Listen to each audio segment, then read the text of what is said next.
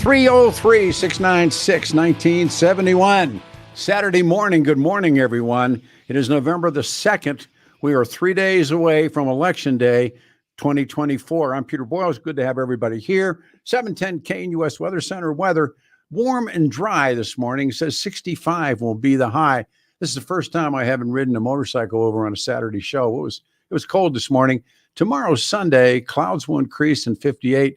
Monday, snow comes into the city on 42. And then our day, and we'll talk about it again, of that night, it's dry for voting. 52 will be the high. Wednesday, snow flurry. So that sets the week. 303-696-1971. How stressed out are you right now? I mean, when you look at this and all the variables in your stress. And then I thought about this. This has been a over 4-year election cycle. And what has made you the maddest through all of this? What have you seen? And so if anxiety around elections is from my reading, at an all-time high, and that really means that these political groups, political parties, imagers, they have done their job. And it's very calculated. And you can see the anger growing on both sides. It's big stuff. So in this, well, maybe you see from the time of Joe Biden attempting to do that terrible debate with Donald Trump. But from there, and then in comes Vice President Harris and everything that's happened. So with anxiety, I don't know anybody. I mean, I really don't. I mean, some people to a greater degree, other people to, once again, a lesser degree, but this current political environment and stress and emotion is, boy, it's powerful stuff right now. And almost everywhere you go or anywhere you go, somebody will ask a question like Caldera just did, who pulls it out? I have no idea, number one. Number two, making predictions is a really bad thing. It's like, don't do that. So Johnny brought it up on election night. It would be November 5, so it's a Tuesday. We'll start at 6. I have no idea what time we're going to end. Tentatively midnight, but it could go out the window. Taking the great line it was Tip O'Neill, who said, all politics is local. I believe all talk radio is local. And so the lineup of stars, and everybody that I've called and talked to and waltzed and said, hey man, come do this, because I may never do it again. And I've never done it before. So first of all, with Ted Trimpa as a co-host, that can be just make the show right there. But then Mike Rosen comes on, Brother Jeff, Johnny C, John Caldera, Patricia Calhoun, who may be in studio. Last night, I had a good conversation with Tom Tancredo. He's agreed to become part of it. Dan Kaplis. Now, it's kind of rare. Danny's like skipping over call letters, breaking kayfabe. So Dan Kaplis will be with us. Deborah Flora. I have become very good friends with her husband. His name's Jonathan. What a really good guy. And then Dick Wadhams, of course, and so many others. But your calls will make the night work. And I actually spoke with our boss, with Kelly, and I said, do you want us to come back the next night? Because I have no. Well, how do you know? I'm gonna try and sneak away, but watch this and see if by Wednesday night. I don't think we're going to know. Thursday night, I still, PA where I grew up, they don't even start to count the votes until that moment comes and until the polls close. So 303-696-1971 phones are really lighting up. Anxiety. How stressed are you about this right now? For real. What has made you the maddest?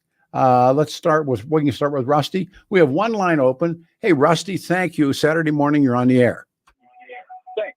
Oh, I'm on the air? Yes, sir. Hold on a second. I got to turn off the radio. Okay, I can hear it.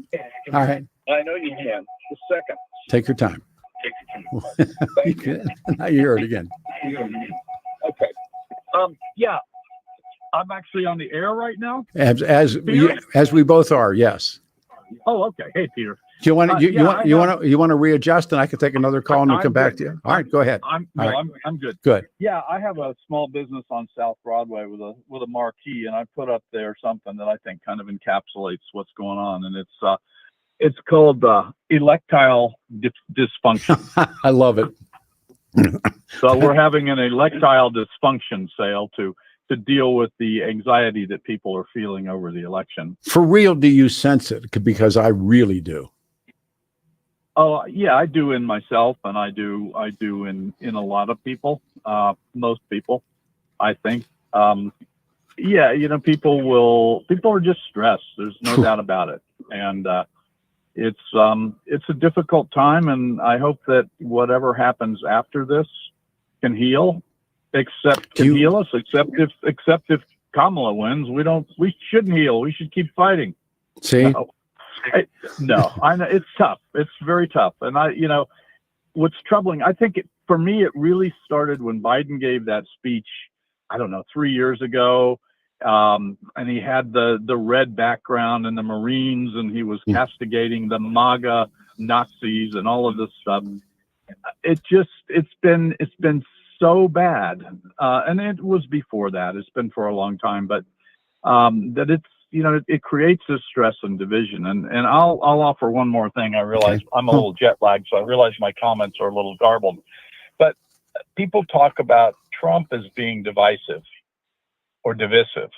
And Trump was duly elected in 2016. And I would offer that the people that are divisive are the ones who have been fighting him tooth and nail every step of the way, calling him a Nazi, and he was not, legally elected, and all this stuff. They're the ones that are divisive, not the one who was just trying to carry out his duties as president. In a moment like this, it's known as whose ox, and whose ox is being gored.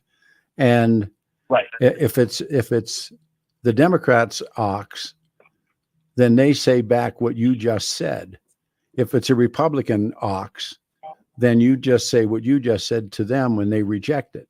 So my sense of this is you would like to say, okay, everybody checks their guns at the door by, the first week in November when we have some sort of results. It's not going to be that way. In fact, it won't be. In fact, it's going to probably even get more intense. I think it could, for sure. Hold on, I got to put my seatbelt on. But it's a great call. I hope it's I really hope whichever way it goes, I hope it's not going to be, so I can quit hoping that it's there's no doubt about it. It's a no doubt about it election. I mean, one of the things, in trying to practice wellness is it's in your control, and you decide what movie you're going to watch, but I'll tell you what, one of the advices that is given, I was reading on the web this morning, looking at this, is keep away from the media is really truly one of the reduce your exposure, take a break from the news. And I don't see anybody doing that right now, at least to the best of my knowledge. Well, I think that's great advice, and you're part of the media, and all the talk show hosts are part of the media. Sure. But I think the media is the most destructive factor in our country. I mean, it's just the way they distort on all sides. Yeah, the way they distort things and amplify things that shouldn't be. It's just in fairness, media has become tribal, and my tribe, your tribe, sure. And so you go to your tribe for the news, and then there's moments like what's happened at Fox that just tumbles everything, and it's going to move into this outfit and everybody else. I mean, there's so much filtering taking place. That means the content that we see or listen to tends to serve up more of what we believe than what knowledge is about, if that makes sense. And what are you referring to with respect to Fox?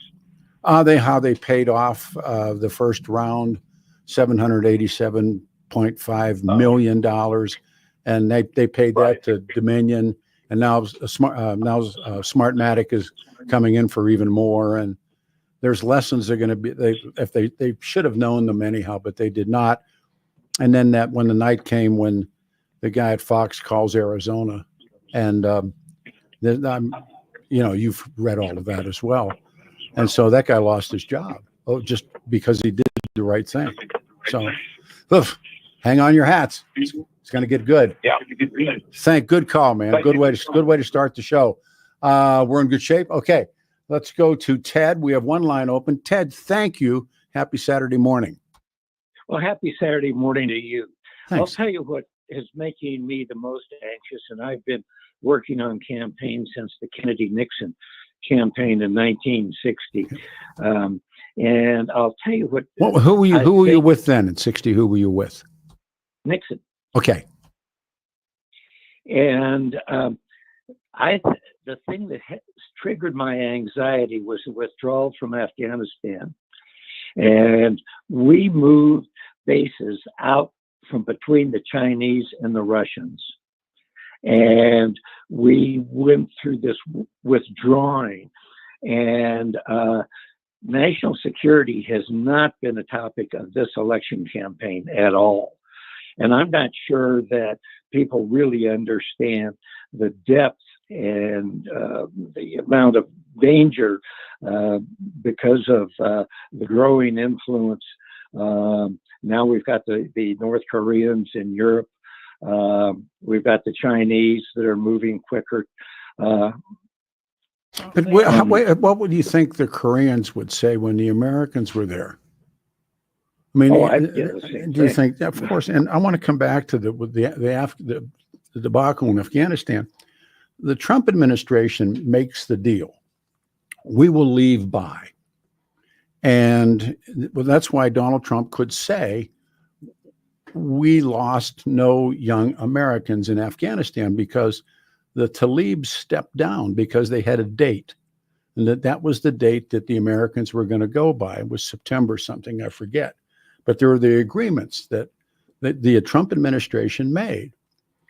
And the same thing, they were trying to do a Henry Kissinger. In the end, Henry Kissinger and Lee Ducteau was the guy's name, and they had made the deal in Paris that Nixon's POWs came back, and that's and the war ended, peace with honor, I think Nixon called it, and then the Arvin Army was able to hold the line at least Gerald Ford was president when they folded. And the Hawks, as they were called then, wanted the United States to begin the B-52 raids again and go back into the war. And brilliantly, Gerald Ford said, that's enough. So when you see this come apart, they really thought that the Afghan military would at least hold the line for, a year, 6 months, whatever the number was, to give them breathing room. Well, they didn't get the breathing room. As a matter of fact, we've seen the pictures of the Afghan army handing their weapons over to the Talibs. And once again, back to, George W. Bush and Cheney and the rest of them, total misjudgment all the way through it. I'm mentioning a book now that I'm reading. It's Woodward's latest, entitled War.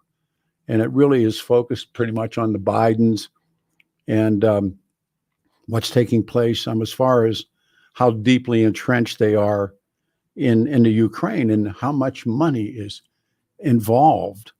And they're giving battle tanks. They're not giving them. You and I and everybody, we're paying for them. They go directly to the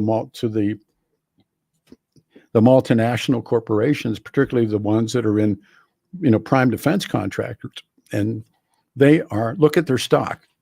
I mean, that's one of the things. The stocks are 700-800 points. I mean, they're just skyrocketing stocks. Why? Because they have two wars they're feeding. One is the war in Gaza now that's in Lebanon, and the same thing is true in the Ukraine. But we are giving, weaponry that's being used against Vladimir Putin. Had a heart attack or something, I guess, last night or the night before. And they're giving weaponry. We're in open conflict with Vladimir Putin. What was the point of that? That's, exactly. I went back to Fort Riley. My family's from there. My grandfather was discharged from the Army in 1884. He had daughters, obviously, sprinkled over several decades, including my mom. But I was looking at that. I was looking at the parade ground where he rode his horse.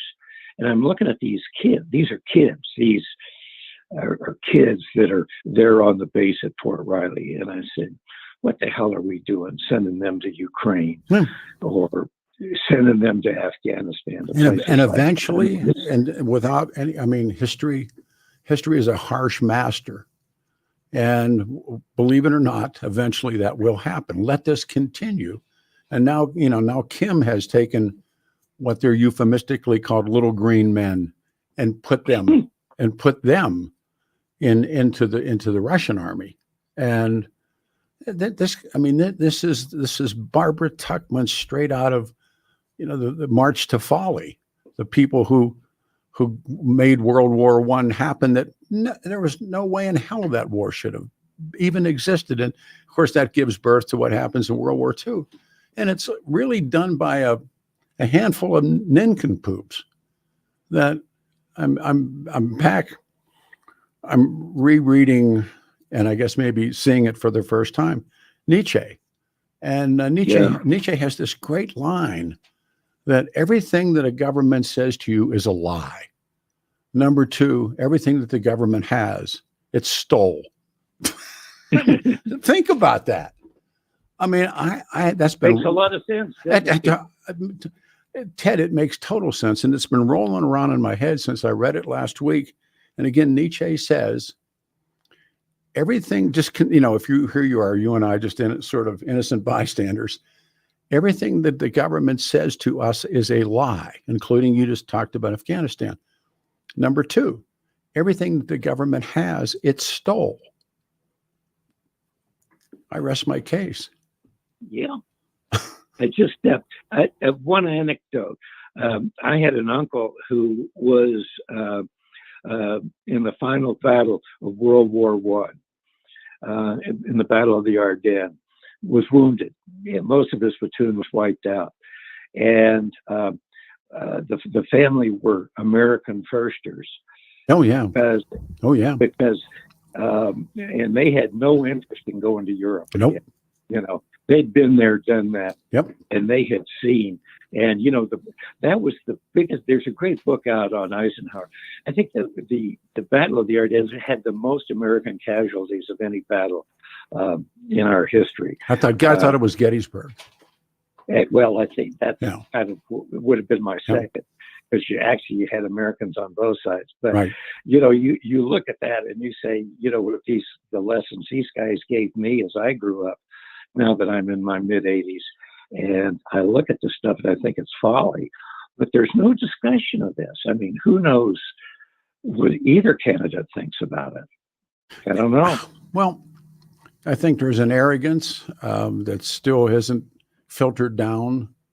And again, when you watch social media feeds and what's being dubbed now by people in this business, they call it the filter bubble. It means that the content that we see tends to serve up more of what we already believe. And I mean, that's what's happened to talk radio. It's what's happened to everything. And I don't know. I mean, it will generate something else, and something else will be generated from that. But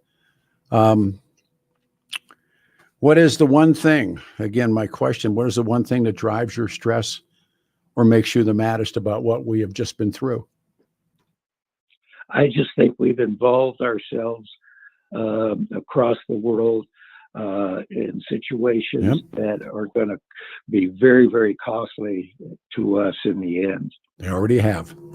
Thank you. Very good call. Very well thought out call. All right, we have two lines open.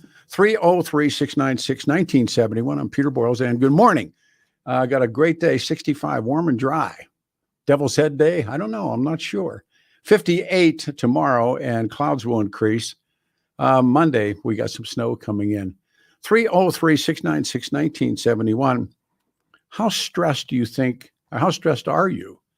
And what are the variables in your stress? And you understand that these political action groups have done their job. Talk radio's done its job. The kinds of stuff that people are now losing fortunes over in corporate media, they did their job. Where do you go next? All right. My friends, and these guys are really good guys. They're the Water Pros. Water Pros cares about the quality of your water. And this is, again, big stuff. You can remove forever chemicals, microplastics, and hard water. And Water Pros Peter Boyles Special. There you go. Here's the price, $3,195. And it's worth every nickel. You get a whole water softener, a point of use reverse osmosis drinking water system fully installed. You got to see it. It's really slick.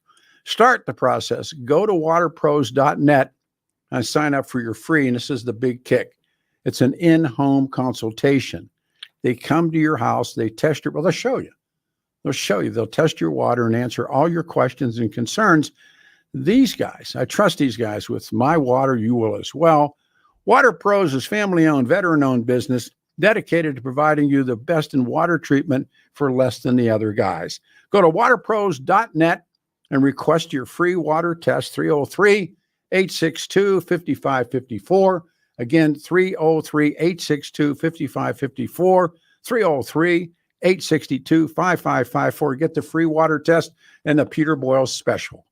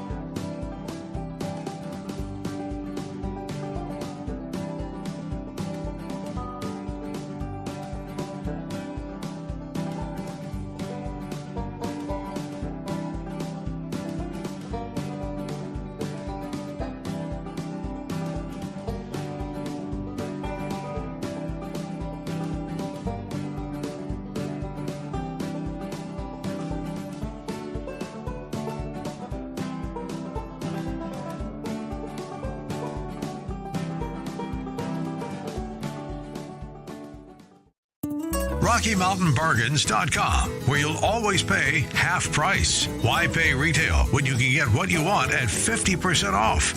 Just go to RockyMountainBargains.com and save. Here's this week's featured item. A Keurig K Supreme Plus Smart Serve coffee maker valued at $200. Get it now for half price. Get it now at RockyMountainBargains.com for 50% off.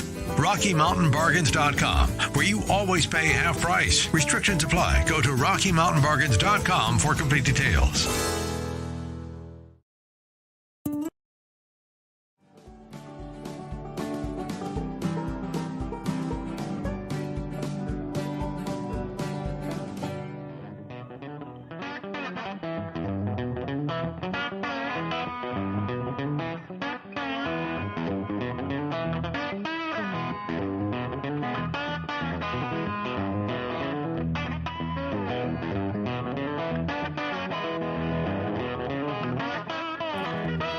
A good theme song. Blue Oyster Cult. Don't fear the Reaper. It's so true. Oh, the time has come. Whew. 710 KNUS. We are Denver's talk station on a Saturday, November the 2nd. 710 KNUS, 3 days to Election Day. The phone number, 303-696-1971. Lines are jammed. 65 this afternoon. And we got some action day coming on Monday. Tuesday, Election Day, it says drive for voting. All right, we're in open lines talking about stress and what has happened. We go to Marcus. Thanks for calling. Marcus, you're on the show, man. Good morning. Good morning. My you man. know, Peter, I'm so stressed out on this. I've had enough of this. I don't even watch the news, and I go to work. I got people around They me. know. That's all they right. talk about. Yeah, they'll know, of course. And did you vote? Yeah. You voted Harris. Some of the ones. Well, he voted, and then you're a pig, and then your girlfriend hates you. Mm-hmm. Your sister's mad, and I've had enough of this. Yeah. And it came to that point where, so here's what I want. Trump to win, wishful thinking, Colorado becomes a Trump supporter. It might be crazy. Who cares? Yeah. But enough's enough. Well, I mean, when we know this too, and this is important, that the stress that people feel, and believe me, I feel it as well, but this endless messaging that's designed to elicit outrage and fear and bigotry and bitterness. And I mean, that's the machine. It's working. It's working on you and me and family members and on airs and off airs. And this is the source of the ad campaigns. Don't let this emotional, overwhelming reasoning. And I hear it every day to the point where I'm thinking, it's like that fellow talked about Afghanistan and withdrawal and blaming it on Biden. Biden didn't do a good job, but the deal was already set in motion.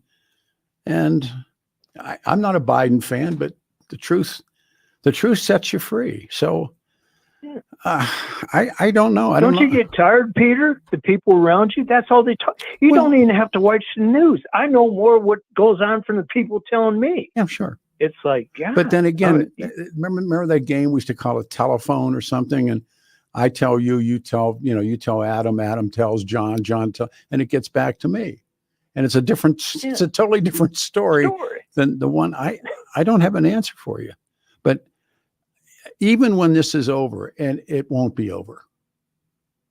Oh, I know it. I know it.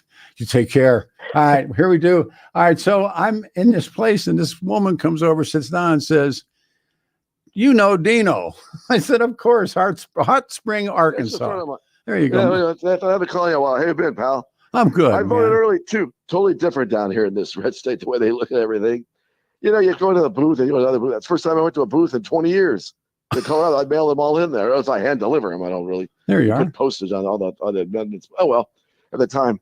Yeah, sure, you're always going to be stressful. Both sides hit you either way.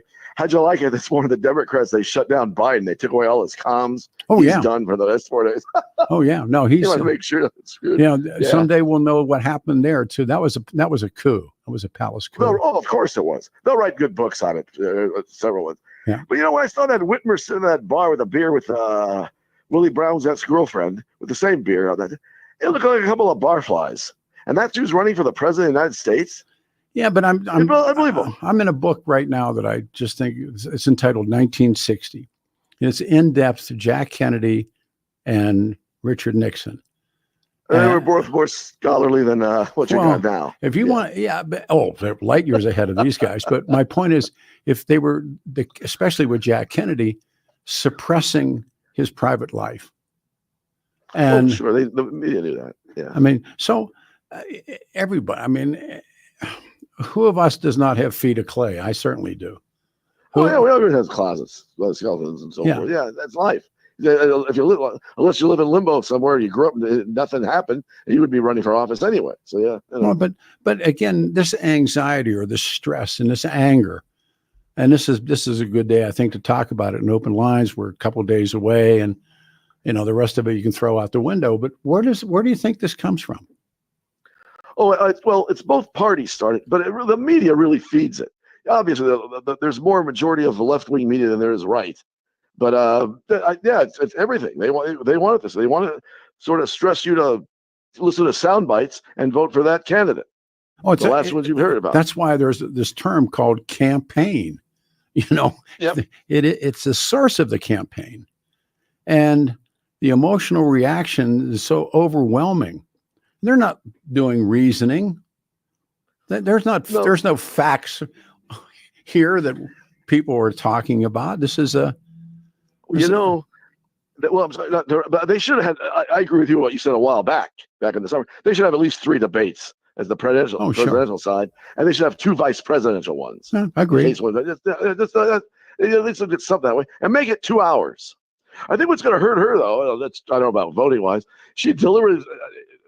Trump goes on Rogan's show, 3 hours and sits there, no water, nothing. Yeah. And she goes, "Oh, you have to come to DC, the studio. It's only one for 1 hour." You're admitting you can't do it. On the other hand, this whole thing about what happened on 60 Minutes with her, Donald Trump doesn't want to do 60 Minutes, and everybody, or Donald Trump doesn't want to do the second debate with her. And it really is, sometimes these things are called he said, she said. Well, yeah. And then you side with your team. This Nixon Kennedy thing is, I thought I knew a little bit about it. I stuff that I never ever read before about, especially Joe Kennedy, as bad as he was, and they were moving money. They were literally carrying briefcases for $100 bills, moving them to the mob, doing stuff like that. It was Kennedy's money. It was the Kennedy family money. Well, I didn't know until later on. I'm sorry, go ahead. No, you said, go ahead. I was just saying, I didn't know until later on in life. Robert Kennedy, a astute individual, tried to blackmail Nixon. Say, anyway, he went to a shrink. You want us to tell us? That's absolutely true. Yeah. I didn't know that later on. Yeah, sure. He backed out. It would look bad. There's a word that begins with P and ends with K, and it defines Bobby Kennedy. Who hated his guts the most? Blamed him. He'd walk by and would never look at Lyndon Johnson. DiMaggio. Joe D hated. He always walked by. Yeah, he hated his guts. All of them hated. When Marilyn passed or was murdered, none of the Kennedys, none of the Brat Pack, nobody was allowed into the funeral. But they just said, no, you're not coming in. And Peter Lawford was the one. I don't know how he escaped all those years. Not nothing that happened to him either. Well, they really investigated further. He's a sad case. He's like, how bad can you get look at Giuliani right now? He doesn't look bad. I saw him at the. He was speaking at one of the rallies. Oh no, yeah. He looks a little rough. Yeah. He doesn't need to practice. People like that, they'll always have money. They just fade away into their retirement life, and then just come out when they want to. He sure ruined some people's lives. All right, man. I love him. Love you, brother. Thanks, man. Good luck for Tuesday night. Thanks, man. Bye. So what do you want to do here? 303-696-1971. Breaking 5. Well, we've got 5 minutes. Okay, so let's go to Michael on line 2. Michael, thank you for waiting. You're on a radio show Saturday morning. Thanks. Michael, can you hear me? Michael. There he goes. I hear an echo. Michael? Doom, doom, doom. All right, let's try other Mike. This is Mike in Aurora. Mike, you're on a radio show. Thank you. Good morning. Yeah, am I on? You're on, sir. You are on the air. Just the word stress stresses me out. Yes. I mean, this is it's good. The ultimate stress, though, is that whatever it was, 35 days we had to hang in 2000 for the election, finally wind up. Remember that? Oh, the Al Gore, George Bush. Yeah, pregnant Chads, aborted Chads, hanging Chads. Yeah. And I'm one of the people who believes that Al Gore actually won that, and it was Poppy Bush's court that threw it. I really do believe that. Well, I look every time anybody handled those stupid ballots, the Chads would fall out. Please. And it's like, how dumb can they get? And then Arizona announces, it's going to take us days and days and years to count these votes. And so you sit there, we sit there with what they used to say, bated breath, right? Oh, no, I was afraid to put a gun to my Huh? I just So no. So what stresses you the most? What has stressed you the most? And it is coming to some. Yeah. Okay. Yeah. I'm glad you asked the question. Brought to mind what I forgot. I don't understand how these polls can be in such a damn dead heat. And that stresses me out. Well, perhaps they are. Well, maybe, but we don't know. That's I right. don't trust. No, I don't trust these. That was. I'm going back now to Nietzsche. Don't. In essence, Nietzsche says they're all lying to you. Never heard him say that. He had lots of good sayings. But he said everything that the government says is a lie, and everything the government has, it's stole. I thought, what a great line. Seriously. Well, especially that last part. Oh yeah, and of course the other great one is the stuff I'm dealing with now. But don't tell me who likes you. This is one of the greatest things that Nietzsche said was, but tell me who doesn't like you, and then I will know who you are. Wow. Yeah. He had quite a few good little sayings. And he ended up insane. He was. He was in the end of his life. He was totally insane. So, all right. So. Okay. You take care of yourself. Thank you. You too. 303-696-1971. Good morning, everyone. It's Saturday, the second morning in November. Warm, dry, looking at a motorcycle. But tomorrow, 58, cloudy. We get some rain, snow action on Monday. Tuesday, voting day. It's dry for voting. 303-696-1971. And this is going to be New Cut Road, election night, 2024, and we will start here at 6:00. Got a cast of thousands, cost of millions. Ted Trimpa and I will run the entire, in and out, but we got great guests. And last night, Tom Tancredo agreed to be one of the guests as well, with Dan Kaplis, Tom Tancredo, Mike Rosen, Patty Calhoun, Dick Wadhams, Deborah Flora, Brother Jeff. I mean, it's going to be just a great night, but principally your calls will make it work. All right. 303-696-1971. What do you want to do? You want to pull the pin? All right. We have two lines open, 303-696-1971. 3 days to go to Election Day. Stress. What are the variables in your stress, and what has made you the maddest? Your calls right after this.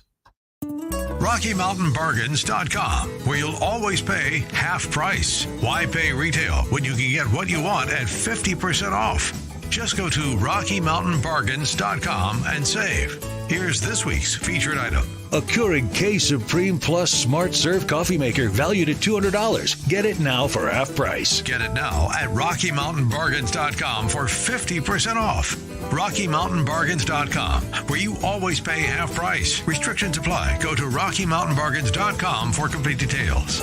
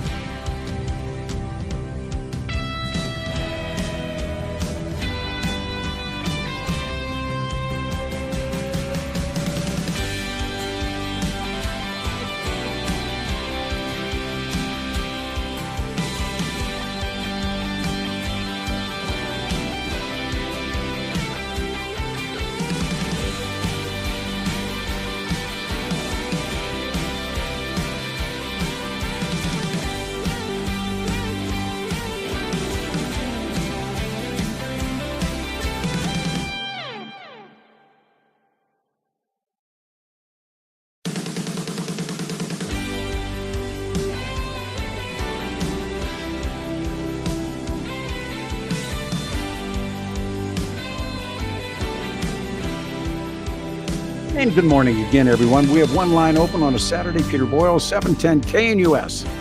3 days to go to the election, and it's all made one of the most astonishing, I think, presidential election cycles, and certainly in my life. And it's full of these really unprecedented political moments, very bizarre stuff, endless messaging, eliciting outrage and fear and hope and bigotry. And wow. And here's where we stand. So we're talking about being stressed and also about being angry. We start on line one. This is Caroline. Hey, Caroline, thank you for waiting, and you're on the show. Hey, Pete. The name's Carolyn, but thank you. Apologize.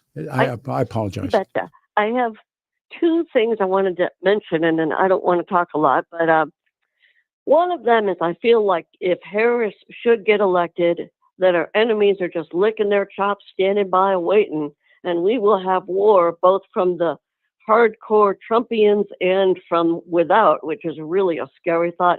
Nobody's mentioning that, as one of your previous callers said. And you want to comment here, or do you want to continue? Just go ahead and let. Do you think on that night, there will be dumpster fires regardless of the outcome? I think it could be. I think back to the summer of 2020 and what a nightmare that was, and that was even before the election. No, but it's possible and probable, and everybody's so divided, and no matter who you're for, somebody's against, and families. I was going to ask you about. I'm just going to jump to that. In your family, are there people that no longer talk to you, or you no longer talk to them? Yeah, there are. I've got a sister who works for Chicago judges, and we don't talk. We simply don't. We certainly don't talk politics. Mm-hmm. And my daughter is kind of liberal, young, and, bought a lot of the Kool-Aid, although now she says she doesn't even want to vote because she doesn't like Harris anymore than she liked Trump. So that's the hold your nose moment. Yeah, but that doesn't accomplish anything, really. Well, and here in Colorado is a blue state. And, very. And so the point of this is that the vice president has our electoral college already wrapped up. And she didn't steal anything or anything like that. It's just, no matter how you vote, and I understand in terms of the popular vote, that you would like to, be in the Trump ledger if that's you. On the other hand, it's the 7 battleground states. That's where the action is. I get that. And I have to say that even though, and I will admit it here, but nowhere else, right, in Radio Land, I did vote Trump, but it was more or less just because I had to vote for somebody and I didn't know who any of the others were. And, the devil better than the one you don't. That's right. I don't know. It's always the case. But I have a second question briefly, if I may. Sure. I understand Soros bought Odyssey. He's trying I don't really understand. Is that deal completed? Because it takes a while for the FCC to approve those. It was completed. Well, I don't know. Maybe that was a rumor. I don't know. But I guess my question is, there are stations, there's you guys. I don't really understand the relationship between Odyssey and Salem, but it gives me pause, and it points toward things that are not good for talk radio, which I'm kind of glad I'm on the old end because I will miss it when it's gone. Well, the radio business is in trouble, has been in trouble. It's being what economists call diminishing returns to scale. And so much damage has been done. And when the corporate greed raiders came in, they squeezed to profit and destroyed the lives of so many great people in this business that, between the venture capitalists and the ideologues, the business has slipped into darkness. Along comes, I don't know why Soros, who's supposed to be the son of the devil, but they're buying radio stations. And I'm thinking to myself, every time they've tried liberal radio, whether it's, Air America or the rest of the stuff that they tried, when we competed against them. They gassed. I mean, they had no idea first of all, how to do it. And number two, what was done. And locally there was a station here called Ralph, and they've tried 2 or 3 other places to do it. And Yeah. a lot of money went into some of the early on stuff. They were going to come in and they were going to, beat Limbaugh, which was laughable, or they're going to beat Rosen. Right. That was laughable. And a lot of that money came from some very powerful people who then eventually just pulled the pin and said, no, that's enough. We're not going to spend any more money. You mean the rich that were not Republicans, right? No, they're Republicans. I don't want to say this because I'm not sure, but I'm pretty sure where the money came from. And to start, remember Ralph, and there's Alice was the FM, Ralph and Alice, like the Cramdens, Yeah. and Jackie Gleason. That's why they named him. And I thought, who comes up? I mean, that was so bizarre. I get naming that rock. Oh, go ahead. I'm sorry. No, it's okay. There was some really good stuff on. If you're talking about the Ralph, that was more recent. I don't know. I'm thinking of KNRC, but maybe you mean somebody else. Well, that was, we called that the NARC. NRC. Okay. But it was the traditional KOA, then KHW goes talk. And of course, this radio station at one time was a country station, 710 KNUS. And wow, I didn't know that. yeah, one time it was country. But they're all, music on AM fails. And that's why FM rose. And now XM and all the satellite operations are really knocking the FM guys out of the box. The AM talkers have, we'll see what happens, but let them come in. Don't you think that Soros' goal would be to just shut it down? People like us. I mean, you have, for instance, WBBM in Chicago is an awesome news station. And yeah, they are kind of slanted left. Sure.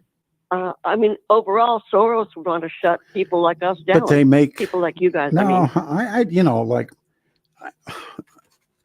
when you find out and George finds out what a drain, unless you're making money, unless the radio station makes money, then this is balancing act. And I guess George has some pretty deep pockets, but when he starts to see the drain, I guess his son is now the operating guy. But when they see that George invested, I don't know, whatever he's going to invest or has invested, and then the returns to scale have been so diminished, and then they do the same damn thing, firing program directors and trying to make one young woman be do all the logs and, just selling the weather out and everything that goes with what I'm watching now. And they're clutching at straws. They have to find a way to make money. And believe me, when these lawsuits start to crack in on radio too, hang on then. So, I know local on KNUS. Why have they cut out so much of the local talk? It costs money. More than to hire these syndicated syndicated brokers? guys. Oh yeah. Here's how syndication works. And there's, I think we're allowed 16 minutes an hour of commercial advertising. And this is how Limbaugh structured it, because I was working over there when all this happened. And it was, remember they had the smartest people, and they did. And Limbaugh was brilliant in and of himself, but so you had 16 minutes. And so KOA got 8 of those minutes to sell. And then the syndicator, EIB, had 8 minutes to sell. And so Limbaugh's end of it was half of the show. The other half of it belonged to then it was Clear Channel. It was brilliant. I mean, there's, when you can sell Rush Limbaugh, you're selling a monster. And no one has come close to what he did. I always say the 2 guys you could thank are Mike Rosen and Rush Limbaugh.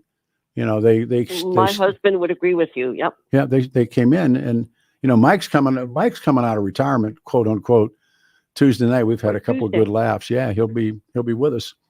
And hey, are you going to bring Mandy in?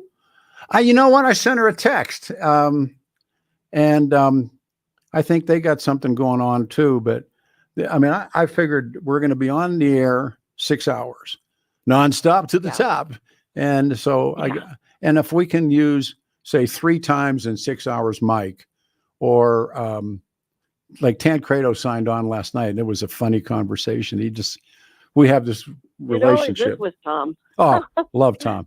So right away he starts up on me last night, and I'm like, and then Dan Kaplis is jumping across, and oh God, keep him off the abortion topic, please. no, but you know, Danny's a good man. Deborah Flora, who has become her husband. His name's Jonathan. What a good guy. And Wadhams, of course. Wadhams is going to be anchoring or being a guest on some television show somewhere. I think it's on Channel 4. But I say, when you break away, they got to take a break and pick up your cell phone and call the hotline. We'll get you on the air. But all the numbers, I mean, they'll be on the screens at home. And of course, I'm sitting there in front of 5 computers, 1, 2, 3, 4, 5, and then there's 2 over there, 6, 7. So somewhere I'll see numbers. But Trimpa's great. Trimpa will have the numbers. There's nobody better at numbers than Rosen. So it's just going to be, but in the meantime, people like you calling the show, it'll make the night happen. And so me and Tip O'Neill, right? All politics is local. Thank you, Pete. You're kind. Thank you, ma'am. 303-696-1971. David Ellis Jewelers. I saw David do Friday. You heard me talk about taking all your valuables to David Ellis Jewelry. Now, when you go past Halloween, here comes the gift-giving season. Get a fortune in cash, secure an appraisal from David. All the valuables you have tucked away in your home. It's true. I share the reasons to see David, just in case you don't have a Rolex watch, rare coins, or a silver tea set. See David Ellis for all your meaningful gift-giving occasions. David's Jewelers, just the right items, just the right price, special people that mean the most. An antique watch, an emerald pendant, a gold necklace, a diamond ring. This trusted jeweler, David, such a good man, buying precious metals and antiques in Colorado for decades. Dazzling cases filled with hundreds of new and used pieces for people in your family will love. Visit David Ellis Jewelers. See for yourself. The black awning on the corner of 3rd and Clayton and Cherry Creek. Explore David Ellis Jewelers. He's there now 6 days a week. DavidEllis.com, or talk to my friend David Ellis, 303-322-8779, 303-322-8779, and tell David Ellis Peter Boyle sent you. RockyMountainBargains.com, where you'll always pay half price. Why pay retail when you can get what you want at 50% off? Just go to RockyMountainBargains.com and save. Here's this week's featured item. A Keurig K Supreme Plus Smart Serve Coffee Maker valued at $200. Get it now for half price. Get it now at RockyMountainBargains.com for 50% off. RockyMountainBargains.com, where you always pay half price. Restrictions apply. Go to RockyMountainBargains.com for complete details.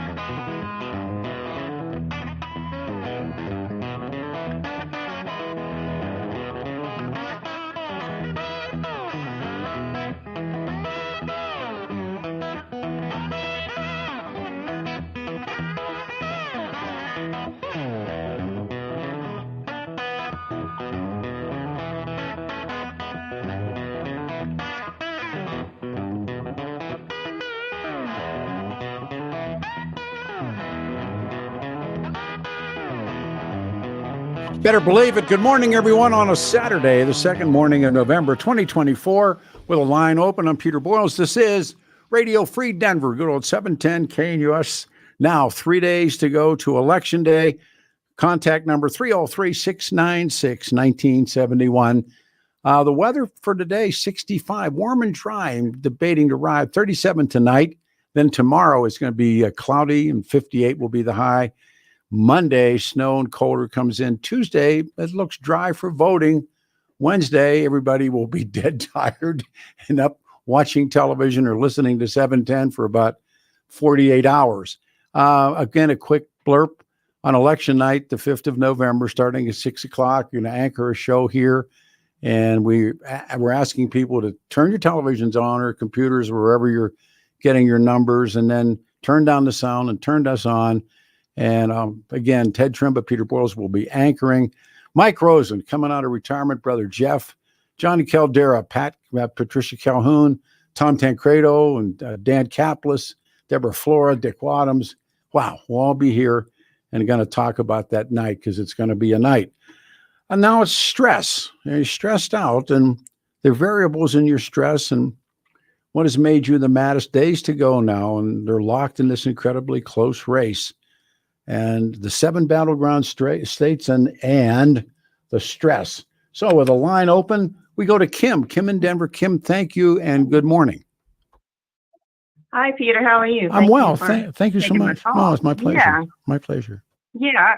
I just wanted to ask you what your thoughts are on his comments about Liz Cheney. About the firing squad. Night. About the firing squad. Yeah. I mean, I don't have a dog in the fight. I'm not going to vote either way. I've listened. Why? I mean, I'm not a politics person. It's not just this time around. I've just never been. Okay. I helped three family members fill out their ballots. Okay. You know, they did Democrat all the way down. But it's been just observing this has been very fascinating. Oh. No, you know, I listen to both. But there's part of me that's like, how can people who are sane think that Trump is a viable candidate? No matter what he says, no matter what he does. I don't, in his comments about Liz Cheney, I dropped, my jaw just dropped. And it's just, well, when does it stop? It doesn't. And so now he's under investigation for those comments now. Yeah. For the Arizona AG. Yeah.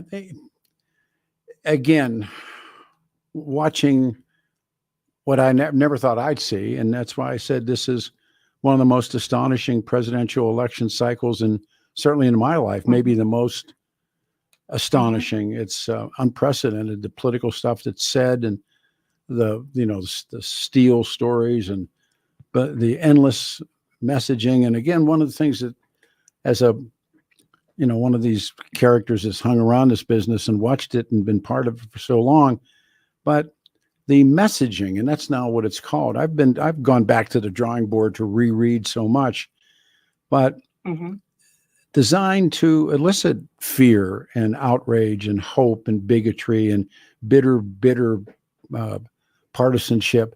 That's what you're feeling. That's what I'm feeling. That's what all the callers and texters are feeling. And this, without question, this stuff has been the master blaster of all of this was Joseph Goebbels, who did it for Adolf Hitler. And I'm not making a Nazi comparison here. I'm just saying this was a guy that really understood how to do it. And remember, don't let the facts get in the way. And this source of anxiety, it's not a campaign mailer or a text message, but we mentioned that maybe it's your uncle at the family dinner, that now doesn't come back. Wow. Wow. Yeah. I mean, as far as Trump, I'm sorry, go ahead. You please say. No, go ahead. I was going to say, as far as the things that Trump said about Liz Cheney, he said far worse about other things and other people. I don't know, and I'm not defending him or denying him. I don't know that he doesn't say stuff that there's no filter. He just says it. And I don't think for a second he meant put her in front of a firing squad. I really don't believe that Trump meant that, but that's what he's being assumed to have said. Yeah, one report said that they gave him a chance to explain it, and he kind of doubled down. Oh no, of So course. it's just bizarre that at least Harris is willing to reach a hand across the aisle and work with others. I like that about her message. I know they both have positives, they both have negatives, and the whole thing is exhausting. Mm-hmm. But it's just how can, it's like the Republicans had 4 years to come with a viable candidate, but they're still running with Trump. Isn't he a liability? But it's Donald Trump's party. It's not, the Republican Party that, that did certain things with certain candidates. No, it's his party. And if you were not going to go along with him, you were going to get challenged. You were going to get doxxed, but they doxxed on both sides. That's when it really began.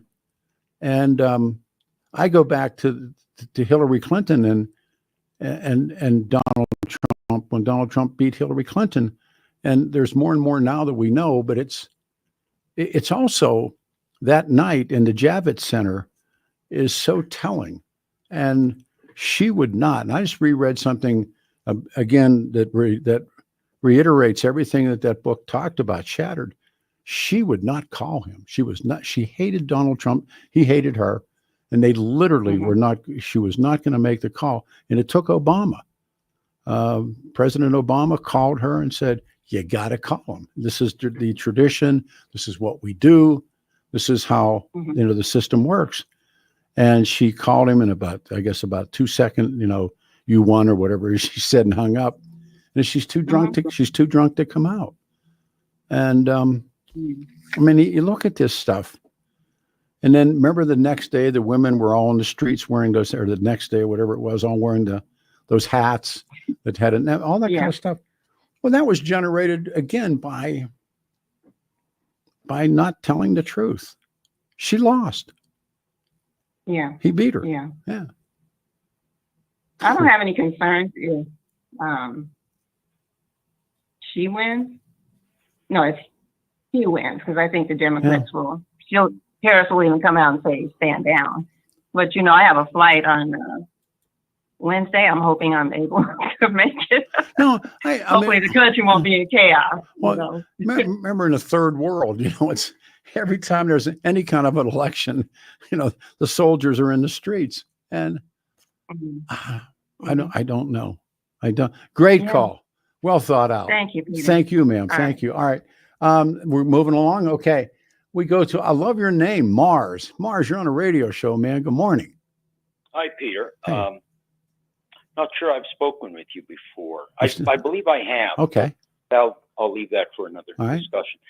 On a recent broadcast, you commented on election polling, and you conceded that Trump had an edge over Harris, but you made an interesting observation, but never followed up on it. You added that there were other indicators or predictive markers just as historically accurate that favor Kamala. So I guess my question is, what are these other premonitory criteria, to use the term that a one-eyed man might use in a blind man's world? First of all, what are these other premonitory criteria that you sort of dangled but never got to? I thought the betting line was really significant until the odds got quickly changed when I think about $10 million came in on Donald Trump's side. I'm drawn to the social media feeds, but polling, and I'm a believer in polling, but I think it's a snapshot, and it's fluid, and it changes again the next day. But the significance that I was talking about, and now I think it's been taken away, was the offshore betting houses in Great Britain and the platforms that you could lay your money down. There's one thing to call up the pollster and say, flip and tell the pollster something different. But when it comes to betting your money, And so she was up. She was smart money, and now she isn't. And there was supposedly a bettor from France who laid down about 45 million that served as an outlier for one or more of those betting odds, and that could have biased the results, but I don't know if it would have affected all of the betting markets. Well, the interesting thing, and I used this story, and I've told it probably too many times, in the biography of Donald Trump, it's probably the best of them, about him and his father, Fred. And when he opens the Taj, and this is why I saw this stuff done, or at least read about it, and Fred Trump comes, and Fred Trump's a pretty gruff guy. And Fred Trump comes and looks at all these chandeliers and carpeting, and he said, "You won't make this work." And it can't. And Donald gets shoulders up, and he said, "You can't do it." So the Fred's correct, and they're headed into bankruptcy. And then in the door comes Fred Trump's lead attorney. He buys $6 million, Mars, $6 million worth of chips, bags them, walks out, never spends them. But he puts the $6 million on that side of the ledger for Donald, who then survives, another time period, loses it eventually. But that's the kind of stuff that I think that went in and changed the odds. What was the book? What was that book and author, by the way? Oh, man. I've read so many of those books, and I'm bad at names of books and bad at writers. But you said this was the best of the bios. Yeah. Gosh. It focuses more on his father, and then about him when they meet Roy Cohn for the first time. Yeah. About when was that? I'll Google it. When did that come out, you think? Most of those books came out after the end of the Trump-Biden election. But Only I Can Fix It was one. And I mean, I with apologies, by next week I'll sit here and I'll have the names of all of those books. But yeah. I'm currently reading Bob Woodward's book, War. And Donald Trump's in the book, but it more focuses on Joe Biden and the war in Ukraine and the war in Mideast. And well, I thought you were. I want you to follow up on that. I will. And I'll do it for you. As a matter of but fact, on the odd predictions, there's the S&P, which yes. S&P prediction method that favors Harris, the Wall candidate Street. height method that favors Yep. Trump, the cookie Yep. sales, Yeah, you're and very an good. Ohio bakery that Yes. favors Trump. Yes, I saw The, it. the astrology Astrologies. prediction. Yeah. Trump has a Gemini sun, which favors him. Harris has a Gemini ascendant that favors her. So that's kind of even betting. You're brilliant. And then the Redskins rule that favors Harris, although there was a Redskins 2 rule where there's a complicated way that the odds could flip. Mars. And I don't fully understand that.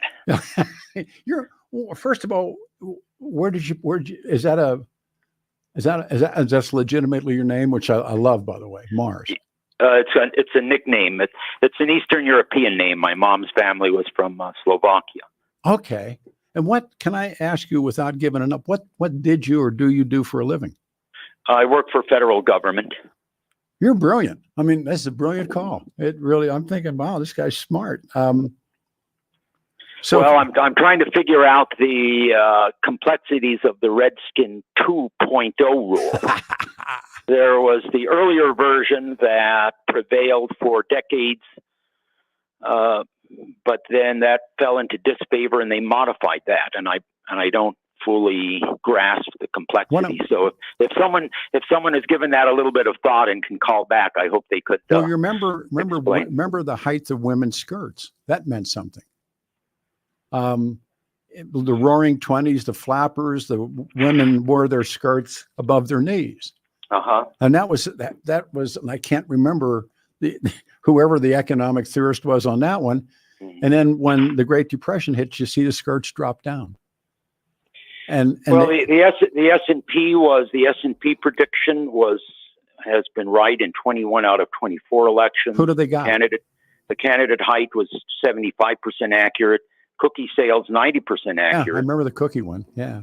God, that's and although interestingly about the betting odds, did you know that betting results have been tabulated since the Civil War Actually, with an 85% accuracy rate. And again, in this new Kennedy-Nixon 1960 book, it's Kennedy, according to this historian, and he goes to this guy, and listen to this name, it's Lou Harris. And he meets a very young Lou Harris, and they start working, and this is really brilliant stuff. Harris would go out and poll on questions vis-a-vis foreign policy, domestic policy, and then wherever the weight was, then Jack would go to that weight. It's almost this, I used to accuse Roy Romer of licking his finger and putting it outside every morning, seeing which way the wind blew. But the Kennedys had this young guy, and then along comes the next guy on the retainer or Gallup, the Gallup people. But Lou Harris is a young guy found by somebody in the Kennedy campaigns. I mean, early on, and they use him. So, and he goes on to becoming, Lou Harris. So Mars, you got me. It's a brilliant call though, man. I just love your work. So, what does everything tell you? Who pulls it out? I would have to go with the prevailing betting odds when you consider that these are people who absorb or bet or somehow internalize knowledge, both explicit and subtextual, that lead them to put their own money on the line. That's what I'm saying. When you bet your own, then you can tell Lou Harris or Gallup something, whatever you want to, but when you're taking it out of your wallet, especially doing it, on the internet and betting. Yeah. But I'll tell you I'll ask you this question and then we'll conclude the call on the betting odds.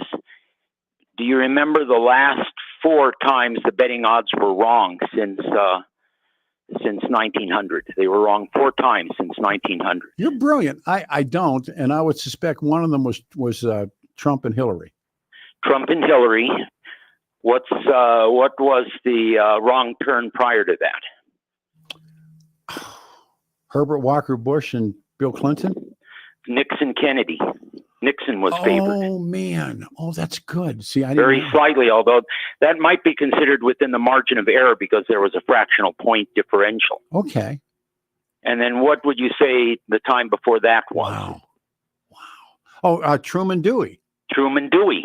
And there was one other in the first part of the 20th century. Was it with Woodrow Wilson?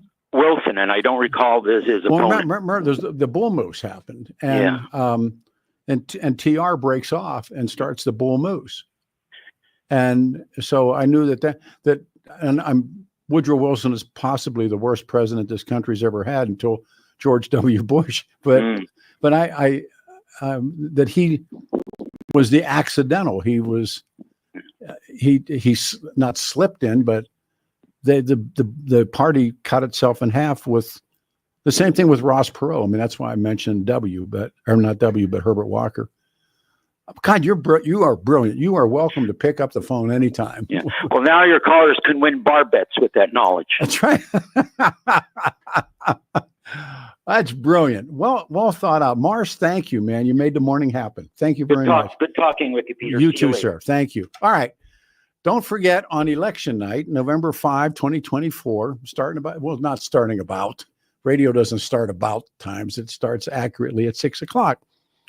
And all the years that I've been lucky to stay in this business, I've never anchored an election night. So I pitched this idea, and fools that they are, they say, hey, great idea. Go ahead and put it together. And I thought, it's a lift from back on the legendary in the salad days of KOA radio when I worked there, and they would say, turn on your TV set, turn down the sound on your TV, and turn up KOA and listen to the Bronco games. And I remember those guys doing that, and it was really workable. So I said, well, could we do that? Yes. They said, you can do it. And I said, well, I want to get some guests. Yes, you can do that. And so I was what they say calling in a marker, but so many wonderful friends. And, we're all old guys now, old men and women. And I said, this might be the last time we get to do the shoot. So Ted Trimpa, who has become just a great friend, Ted's going to co-host with me. And Mike Rosen coming out of retirement. I mean, to talk, that's going to be wonderful. And again, these guys will be with us three times a night. And then John Caldera from Boulder, and Patricia Calhoun, who may come in the studio, Tom Tancredo, and the one that really made me happy was Dan Kaplis. And Dan and I, of course, have been friends for 1,000 years, but, he works at KHOW. And that's one of those, it's a kind of a no-go. But he broke kayfabe. Deborah Flora, who is just a delight, Dick Wadhams, and the list goes on. So do we need to pause for the cause? Okay. 303-696-1971. Lines, speaking of Kaplis, right? But lines are full. My good friend, Danny Kaplis. Dan suggests you choose a lawyer who shares your values because who you choose to represent you in an injury case says so much about you and everybody involved in the case. And Dan's believed to be the only lawyer in Colorado history to win 5 straight multi-million-dollar verdicts in Colorado crash cases. Also believed to have won the largest truck crash verdict in Colorado history, the Kaplis Law Firm. And Dan, we go back, to KOA. That's when I first met Danny. And he's believed to be, as I said, have won the largest truck crash verdict in Colorado. Our family went through some struggles, and Danny was he looked over everybody. He was the Dutch uncle. He just took care of everything. And the Kaplis Firm now partners with the Nuggets and the Avs. And if you need an answer to a question, just call the Kaplis Firm, 303-770-5551, 303-770-5551, 770-5551, or hit dankaplislaw.com, CAPLAS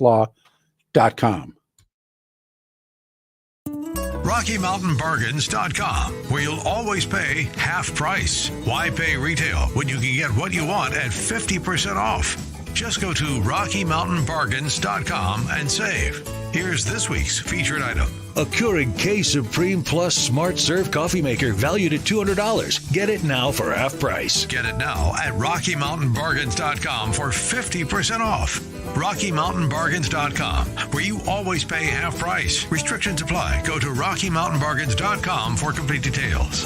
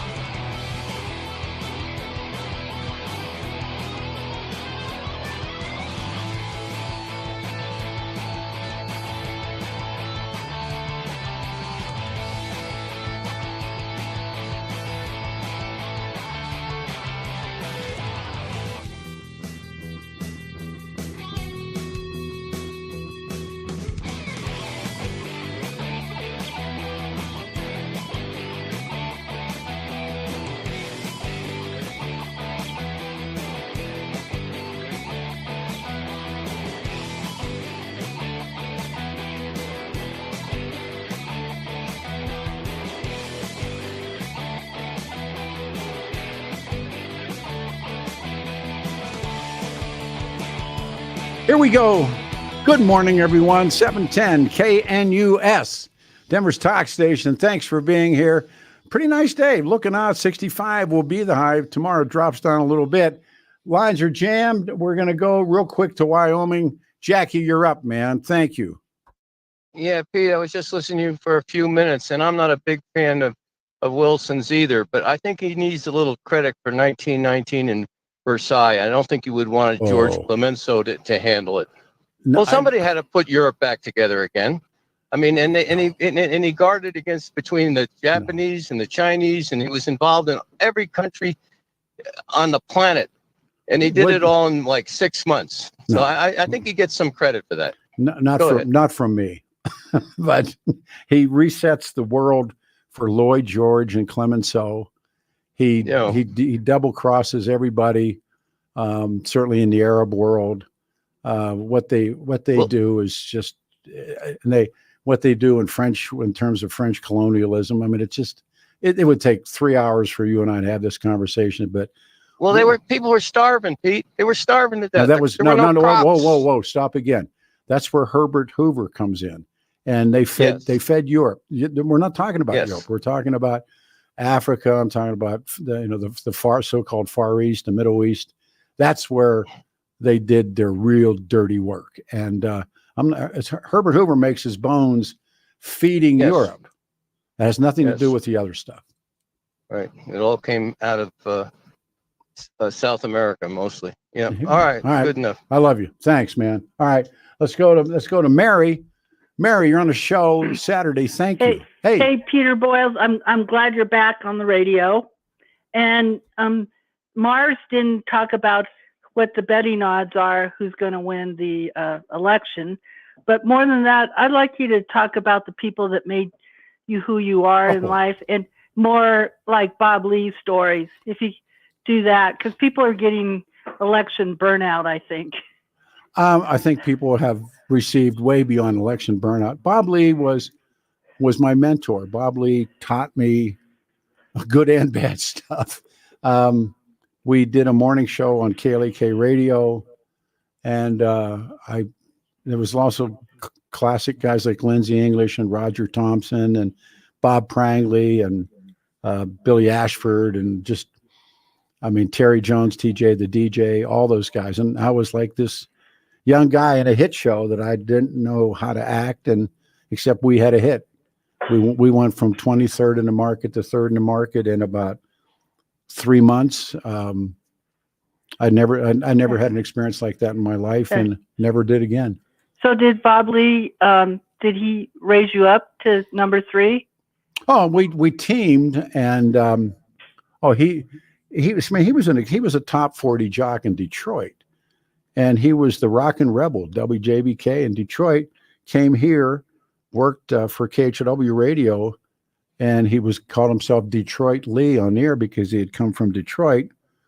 And then he did the morning show on KOA radio, and that's where KOA hosted the morning news show, and that's where I met him. Was there? Yeah.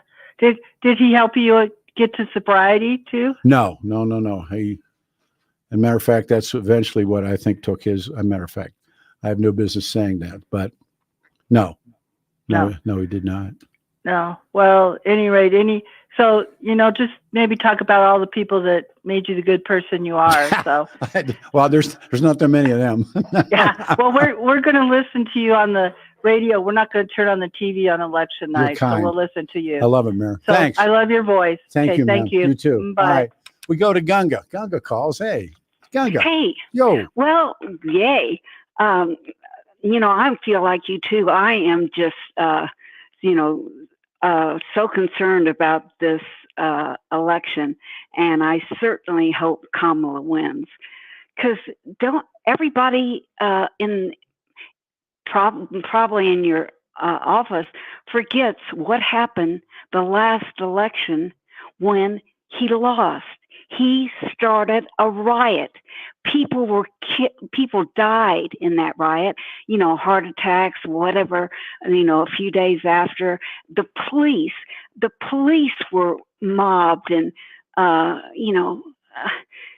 Kurt. And, this is a man that wanted to overturn the government because he lost a free and fair election. No argument. I rest my case. I mean, the guy is a criminal, and he should be in jail for that. He really should be prosecuted, and he will be when the cases are still going on, and so that's why he's so desperate to win. The charges will go away if he wins, and that's what he wants. That's one of the theories. His plan.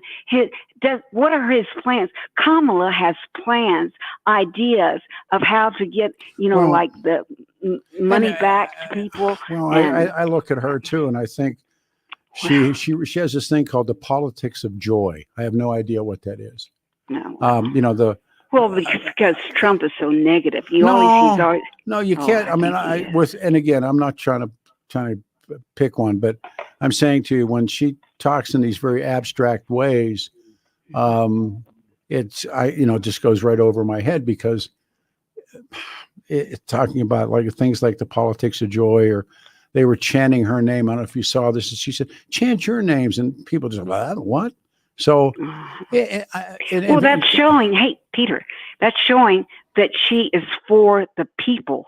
It's not about her. Trump, it's all about Trump. What are his plans? He has no plans. Well, he wants to seal the border. They want to drill. They want to get out of the Middle East.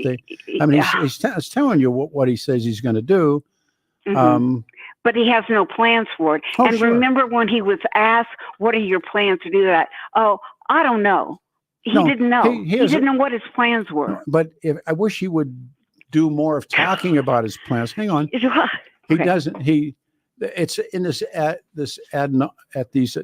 attacks that he just stands there and attacks. And what about when he was on the stage for 45 minutes swaying back and forth? Well, sure. I mean, what kind of a God? No, but again, but again, we're talking about anxiety, and I can sense your anxiety and your anger. Now, let me ask you this, okay? Hang. If Donald Trump wins, what will you do? Oh, well, I'll be very disappointed. I won't do anything, overtly. No, but I will think, my God, what a stupid nation we have. Then it's not over, is it? Then it's not over. Well, it will. I will vote. The next time. Well, who knows who will take his place? But finally, he's going to be out of politics. But I don't think he's going to win. Well, that's why you got to have. That's why you have to have the election night, and it's going to stretch. I don't know if we'll know. I don't think so either. I think it'll be a couple of days. Yeah, well, without. I mean, I think that goes without saying. But there again, the guy has no morals, no character, no sensitivity. He doesn't care about. Kamala wants to lift people up. All Trump wants to do is push people down. Really, there is such an obvious difference between them. One's joyful, the other one is negative. He is the most negative person. Well, again, there's all kinds of ways to run political campaigns. Mm-hmm. And if you look at the ad campaigns and the immediate emotional reaction that you're having, overwhelming reasoning, the facts are, on the ground. And at that point, the source of anxiety, it isn't the campaign mailer or the text message. It's things like talk radio and, what your family members and the rest of it. Your beliefs are there. I appreciate. Thanks, Ganga. I see this where if Donald Trump cured cancer, they would not vote for him. On the other hand, if Donald Trump shot the guy dead in Times Square, they'd still vote for him. That's not where this election is going to happen. It has to happen in the middle. We've been over this time and time and time again. Elections are won in the middle. And given everything that's taking place right now, the topic of the morning is and was stress. and how you have felt. And you can feel this with callers this morning and what makes you the maddest. And you could just hear it. 710 KNUS. I'm Peter Boyles. Good morning. Our lines are jammed. We're going to keep rolling, brother. Keep doing it. Okay. Let's go here. Dana, you're on the radio show. I love your first name, man. Good morning. Hey, Peter. Hey, brother. People just keep calling in and talking about he said this, she said this, and the personalities that, as usual, kind of take over the news media and everything. But what it comes down to, and what I don't think most people see the forest from the trees, is that party over person. You got to get Republicans in there, and I don't care who it is who's running. As Mike Rosen would say, you got to get the party in there to make the decisions and get the committee chairmanship. We had this. Believe me, when it's interesting you brought that up. Mike and I had that conversation when I was talking about him coming on. He's going to come on the show on election night. I have a new one. It's country over all of it. I mean, it's my like that sense of my country. And Mike and I have always argued about not argued, but discussed, the party and the individual.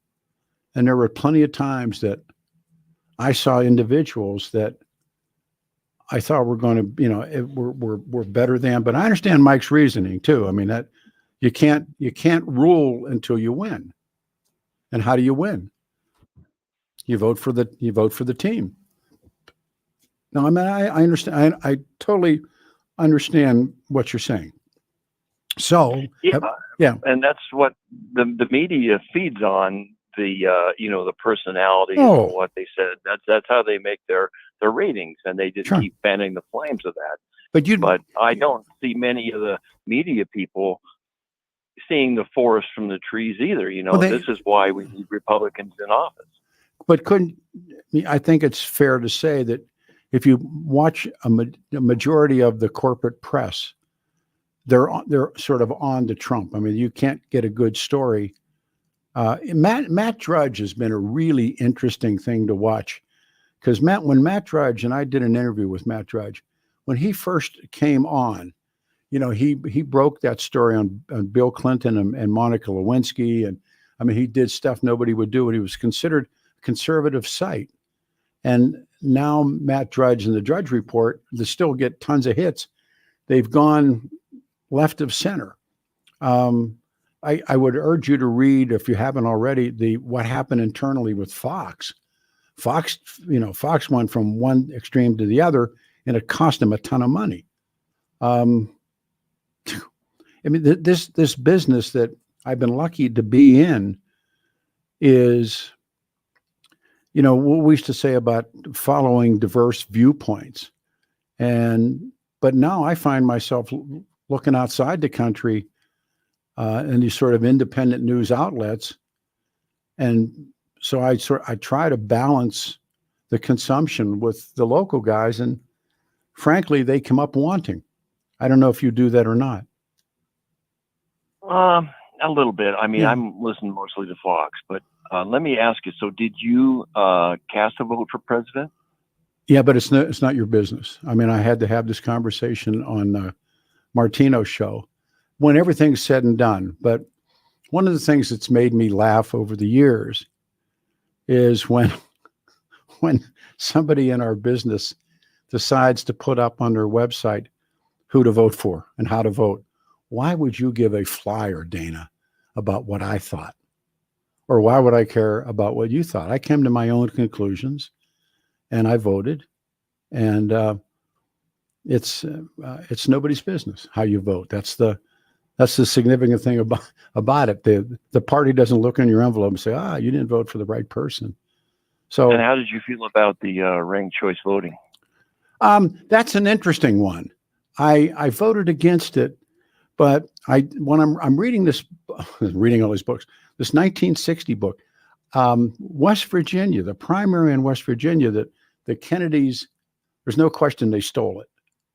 And that was ranked choice. I didn't know. And by the way, when Jack gets the nomination in LA, Did you know that only 16 states had primaries then? The rest of it was all decided by party bosses, money, and influence. And West Virginia was one of the few places that had a primary. And now we do the primary system. By the time we get to the convention, we know pretty much who the nominee is going to be. But it wasn't the case then. And I thought, is that a better way? I think in some ways it is. Your thoughts? Yeah, I voted against, what was it, 131? Yeah. Yeah. And from what I've heard, it's just too confusing for most people to understand. And I don't know. Well, it gives people, you remember when Limbaugh did it, I was trying to explain this, he came up with something called Operation Chaos. It was brilliant. And if you were a registered Republican, he wanted you to switch and become a Democrat, then get involved in their primaries and then, find weak sisters, so to speak, and have them run for office. And Limbaugh pulled that one off. And that's what this is in many ways. If I got to vote, what you do with your money, and I say, well, send it to me. Hey, I'm voting, right? I don't know. I'll give you the last comment. I got to take a pause. Well, I just want to let you know I'll be listening to you guys on Tuesday night. That should be what a time are you starting? I'm going to start at, like me, we collectively start at 6. I have to come in here on Monday. I mean, it's a balancing act. It really is. And luckily I have Adam Walker and I got all these guys working, but like Mike's going to be at I think, I don't know what, a lot of these guys are at watch parties. I know Jeff hosts a watch party. Caldero is probably at the Institute. Patricia, I don't know. Tancredo, he is the greatest loved and hated Republican of all. Dan Kaplis, I don't know where Danny's going to be, but he'll be a call-in. Wadhams, I think, is on the porch at Channel 4. But it'll be your calls and other people's calls. We'll get. I think it has a chance. I mean, as I said, I've never done this before, and I want to do it in a different fashion than sitting here and reading numbers. I mean, I don't think there's going to be some surprises in Colorado, I believe, as well. Well, get the bucket of popcorn out. I'll be watching. Well, you know what? I'd love to have an ability for, as I said, I can't imagine. And by the way, a guy's done a hell of a job this week. Kyle Clark doing the news and taking calls. It's an art form, what Rosen did and what Danny does. And, it's an art form. It's tougher than you would know. And one of the things I may get Rosen to talk about is we'll talk about talk radio. And, because before the results start to trip in Colorado, the polls close at 9. When you think we'll hear for the first time some results? It's going to be 10:30, 11, wouldn't you think? Yeah. It's just too close right now. And, the polling data here is tight too. I mean, it's like, Dana, thank you, man. That was a wonderful call. Well thought out. Thank you so much. Okay. Let me see what time it is here. It's 10:44, 16 before the hour, 710 KNUS. We're Denver's talk station. I'm Peter Boyles. We're talking about stress and the variables in your stress and what makes you the maddest. And 3 days to go. 710 KNUS.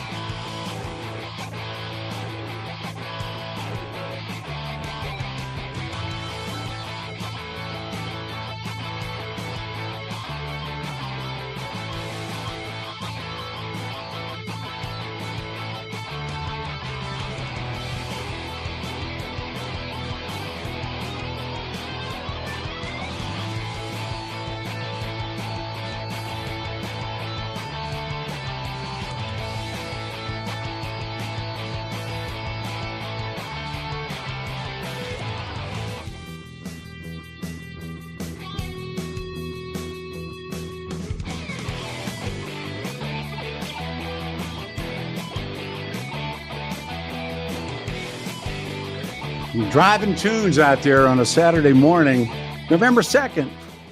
3 days to go. 303-696-1971. I'm Pete Boyles on a Saturday, 65, warm and dry. And the lines are jammed. Here we go again.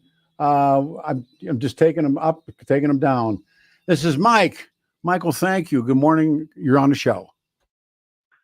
Well, good morning, Peter. I thought I'd maybe try to address your question earlier about anxiety level. Oh, yeah. Thank you. Just from a personal standpoint, I'm not anxious. I am so completely and totally burned out by but isn't that part politics? Of it? In some ways, isn't that the end result of anxiety?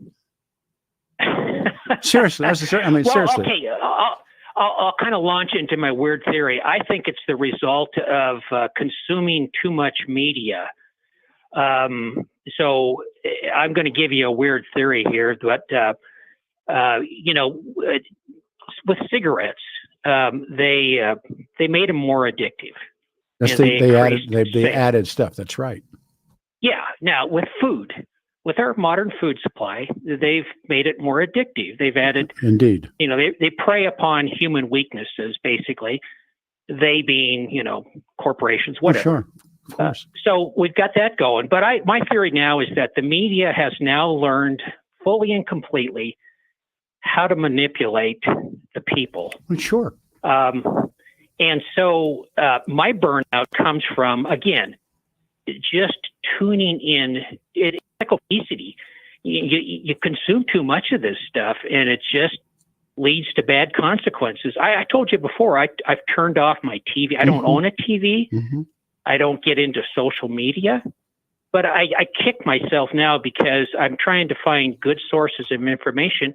And I find myself going on the internet every day, jumping around different websites. I don't think that's wrong. I think that's fine. But I'll tell you, I'm ending up with this. I'm more conservative, libertarian oriented, but I end up with that point of view, and it's still there. It's designed to generate fear, anxiety, and come back again and view us again. We'll tell you what's going to happen or what did happen.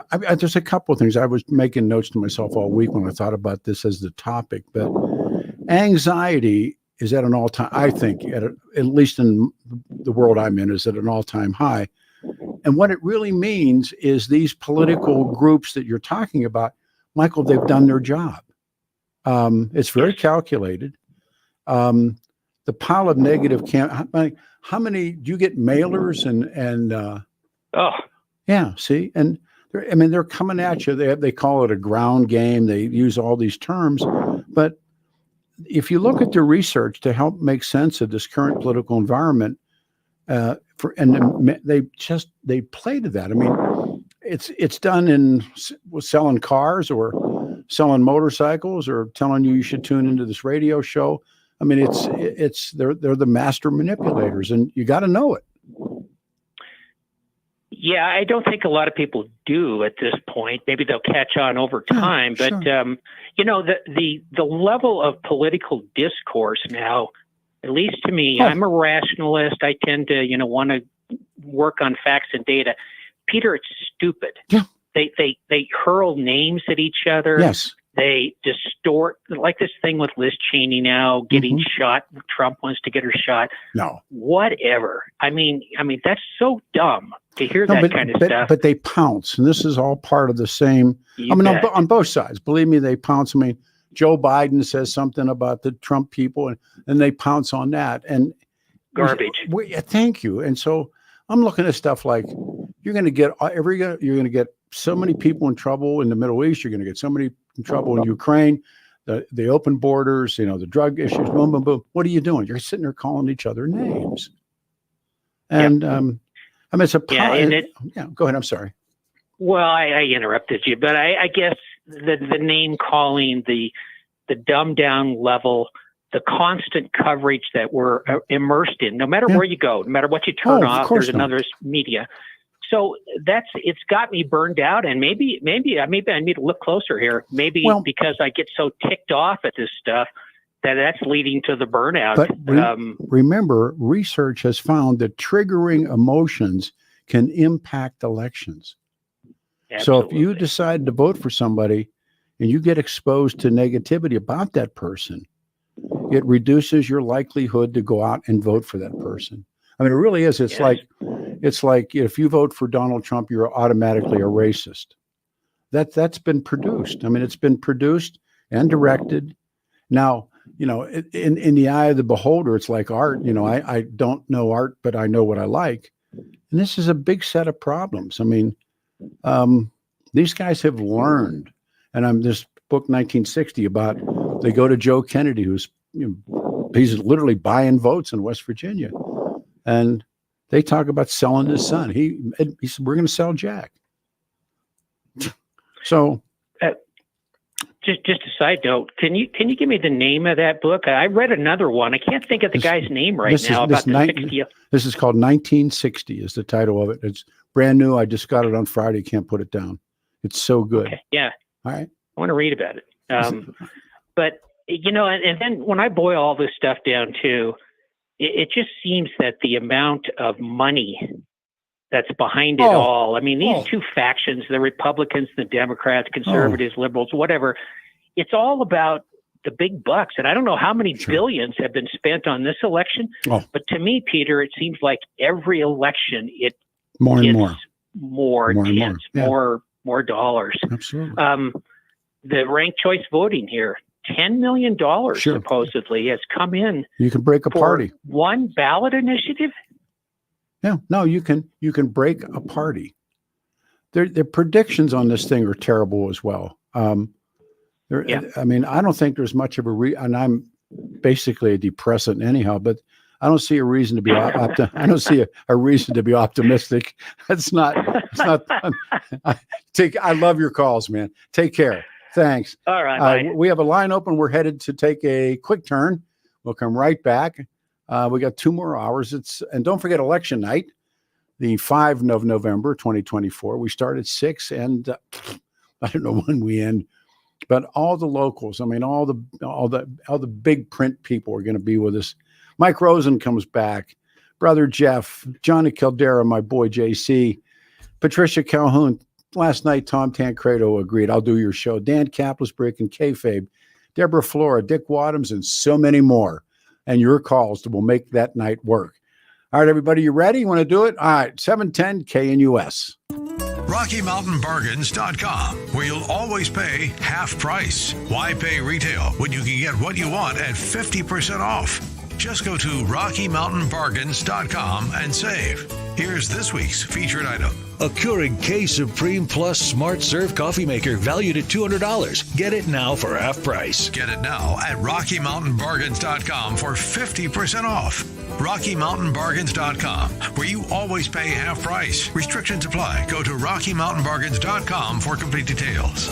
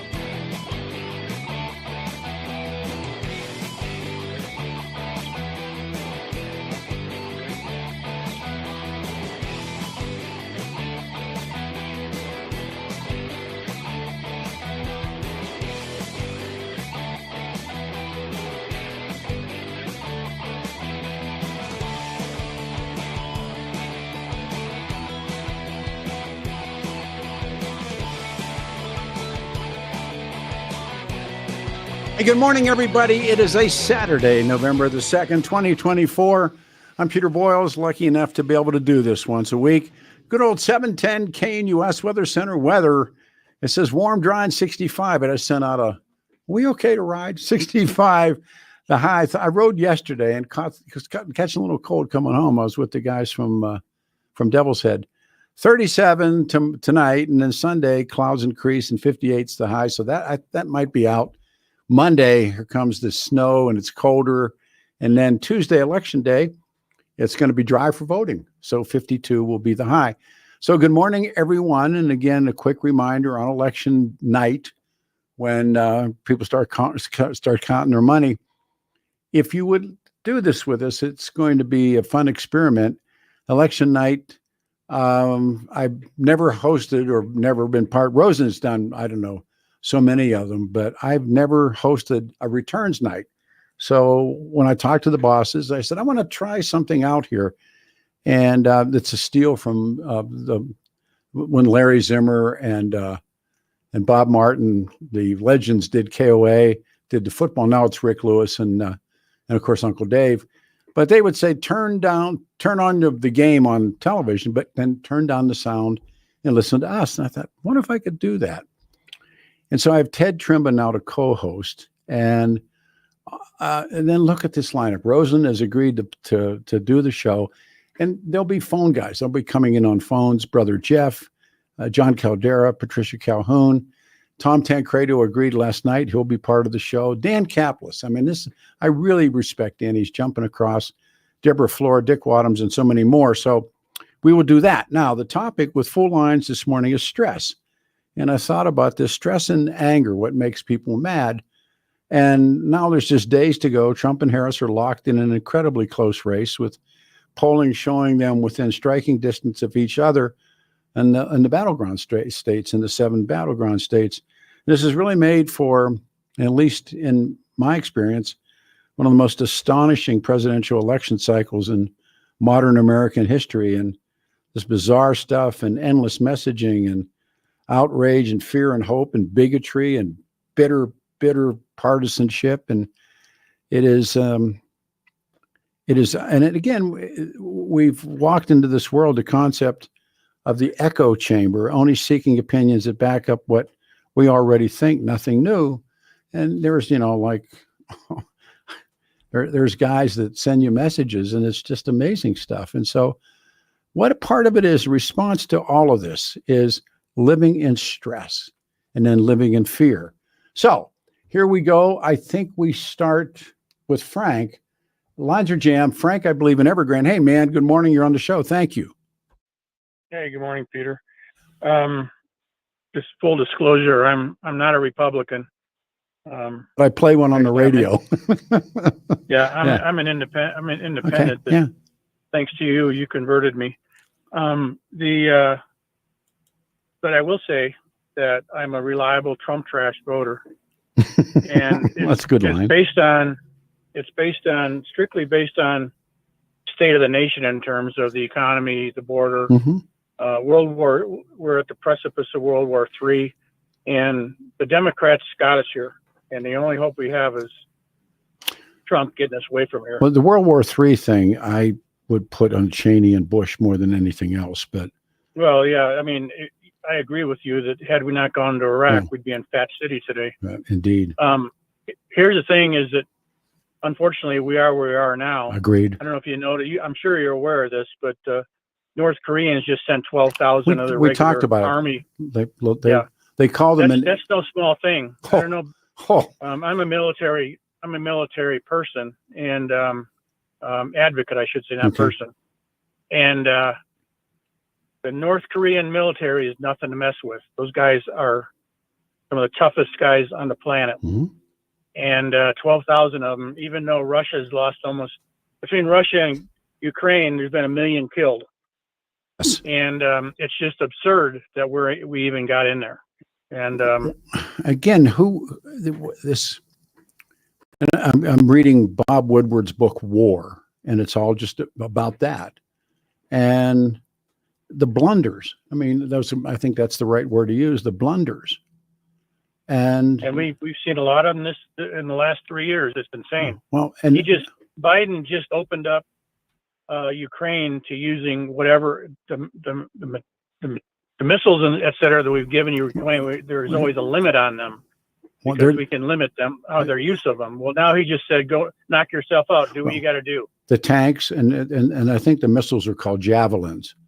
And well, there's a bunch of other no, stuff. I mean too, the big stuff that goes down in the armor killers, and they launch and they go up, and then when they drop, this is from my reading, when they drop down on tracks, they hit the weakest part of the track, the roof, and then he's selling white phosphorus, and they're selling they're not selling, they're giving. And go look at General Dynamics stock, just as a take a look at it. Oh yeah, the industrial Raytheon, General Dynamics, Boeing, you name it. Boeing's hurting a little bit right now, but because they're in a strike. But Frank, these guys, and that's why Boeing wants to get back in the game. There's money. There's money to be made, sure. But the thing is, Peter, back to my point is that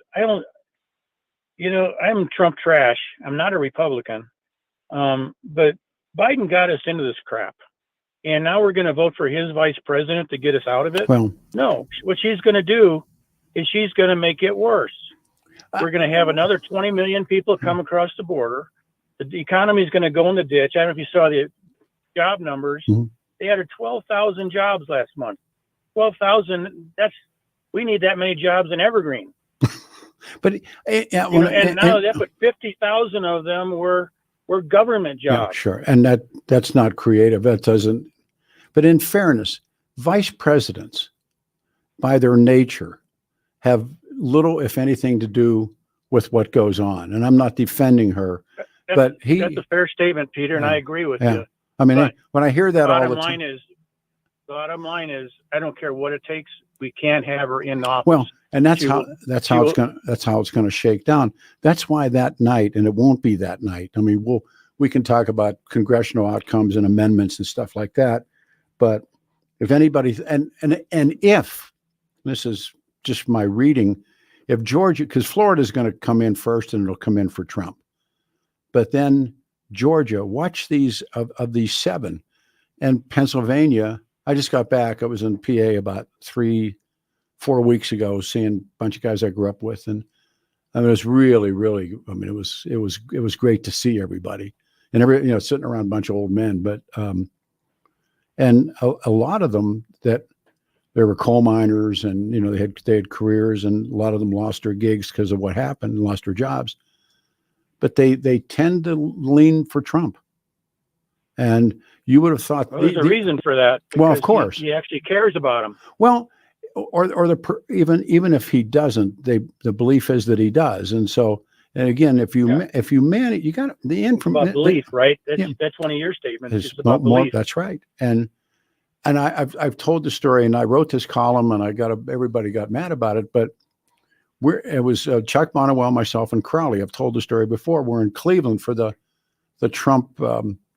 The first go around when Trump catches the nomination, I'll tell you, I swear. I mean, it's like, and we're walking, Chuck and I and Mark. Here comes 2 coal miners. I've told this story probably too many times.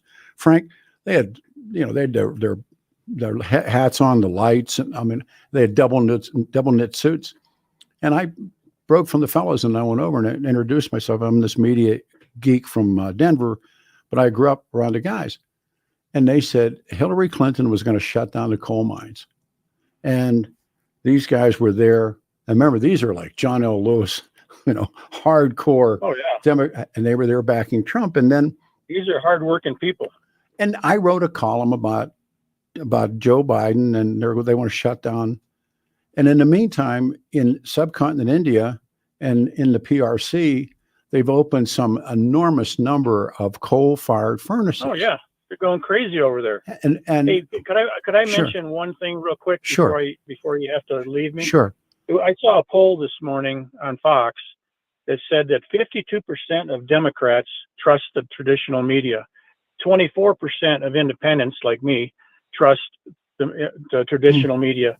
12% of Republicans trust it. Well, yeah. I think that statistic alone tells you why we are where we are. But the media, because I've been talking to my friends and relatives back in Wisconsin, and they are so uninformed. And they're hardcore Rust Belt Democrats, Mm-hmm. right?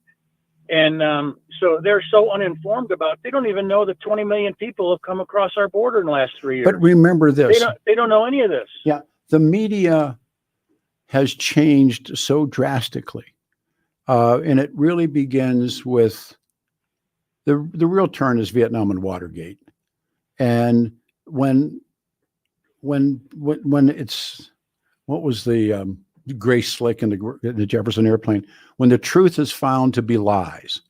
Something, I love that song. Yeah, I do too. Something. White Rabbit. That's right. Something inside you dies, and And Ukraine is our current Vietnam, and the Democrats screwed up Vietnam, and of course with help from Richard Nixon from the Republicans. Come on, They I mean, both did it. I get it. Nixon was in charge at the end of all of that.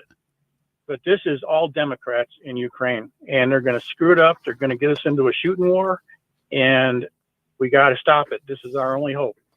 Well, remember who walks them in, and there's this theory that Democrats start them and Republicans get you out of them, but it doesn't always. Here's what happened in Vietnam, and since I know you probably know more about Vietnam than I did, even though I lived it. The fact is, we negotiated an exit strategy for Vietnam. We pulled out, and the next day, the Democrats cut the budget for supporting the South Vietnamese. No, when the NVA is coming down Route 1, and the Hawks wanted to get back and start the B-52 raids again and everything, and they were called Rolling Thunder, and Gerald Ford said, no. We've had enough. It's done. It can't go back. But it was under Nixon with Kissinger and with Lee Duc-Tho, and what Nixon's doing is he called it peace with honor. He needed to get out. And his deal was. He got us out. Most people don't even know that he got us out. Well, but he couldn't have stayed. I mean, you can't. Nobody stays. The bottom line is he got us out, Peter. I understand, but whether he couldn't have stayed or not. No. But remember how many years it took, and the secret plan, and everything that it wasn't true. Well, he had to give it one last shot. That's what happened with that's what happened with the Bush Jr. in Iraq.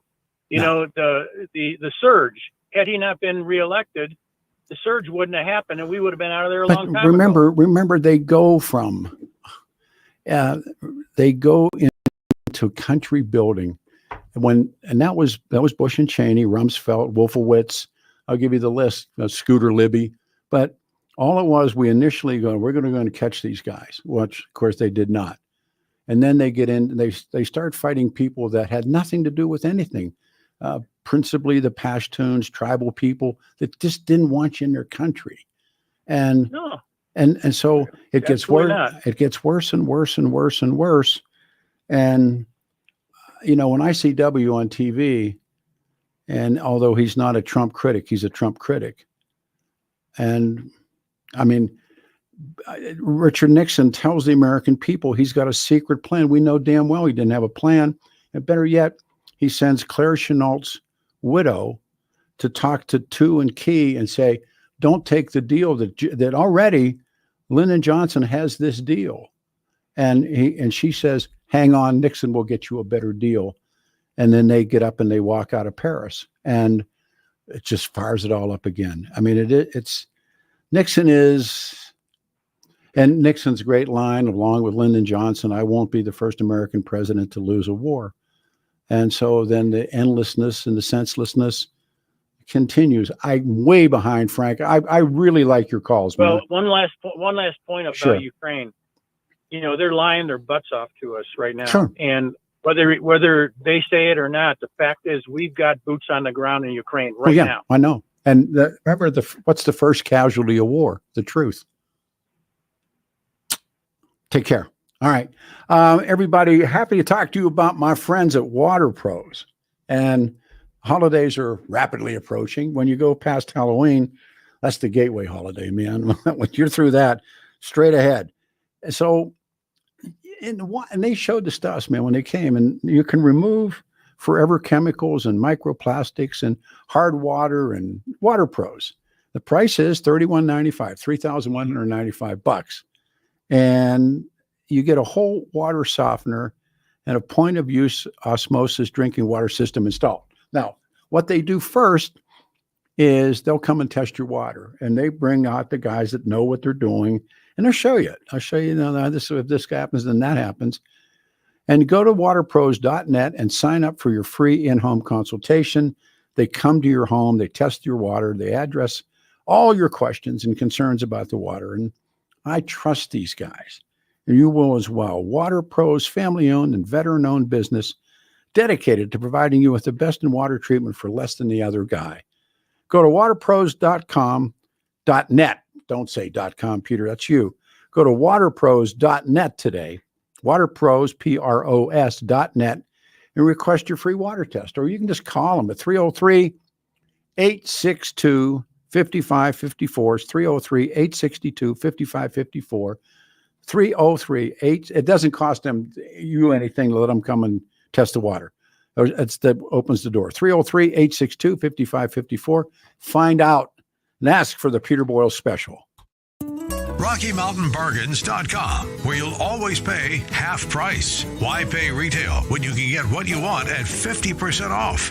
Just go to RockyMountainBargains.com and save. Here's this week's featured item. A Keurig K Supreme Plus Smart Serve Coffee Maker valued at $200. Get it now for half price. Get it now at RockyMountainBargains.com for 50% off. RockyMountainBargains.com, where you always pay half price. Restrictions apply. Go to RockyMountainBargains.com for complete details.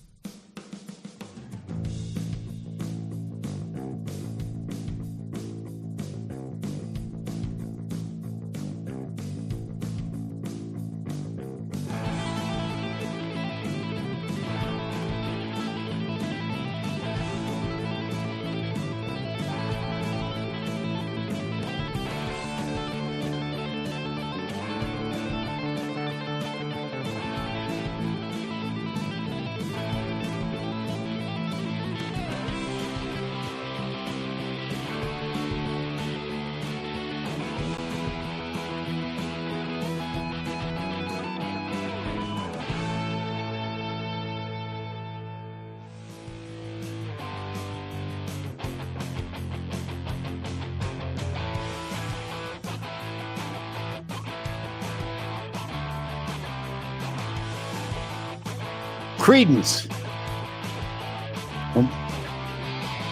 Fortunate Son.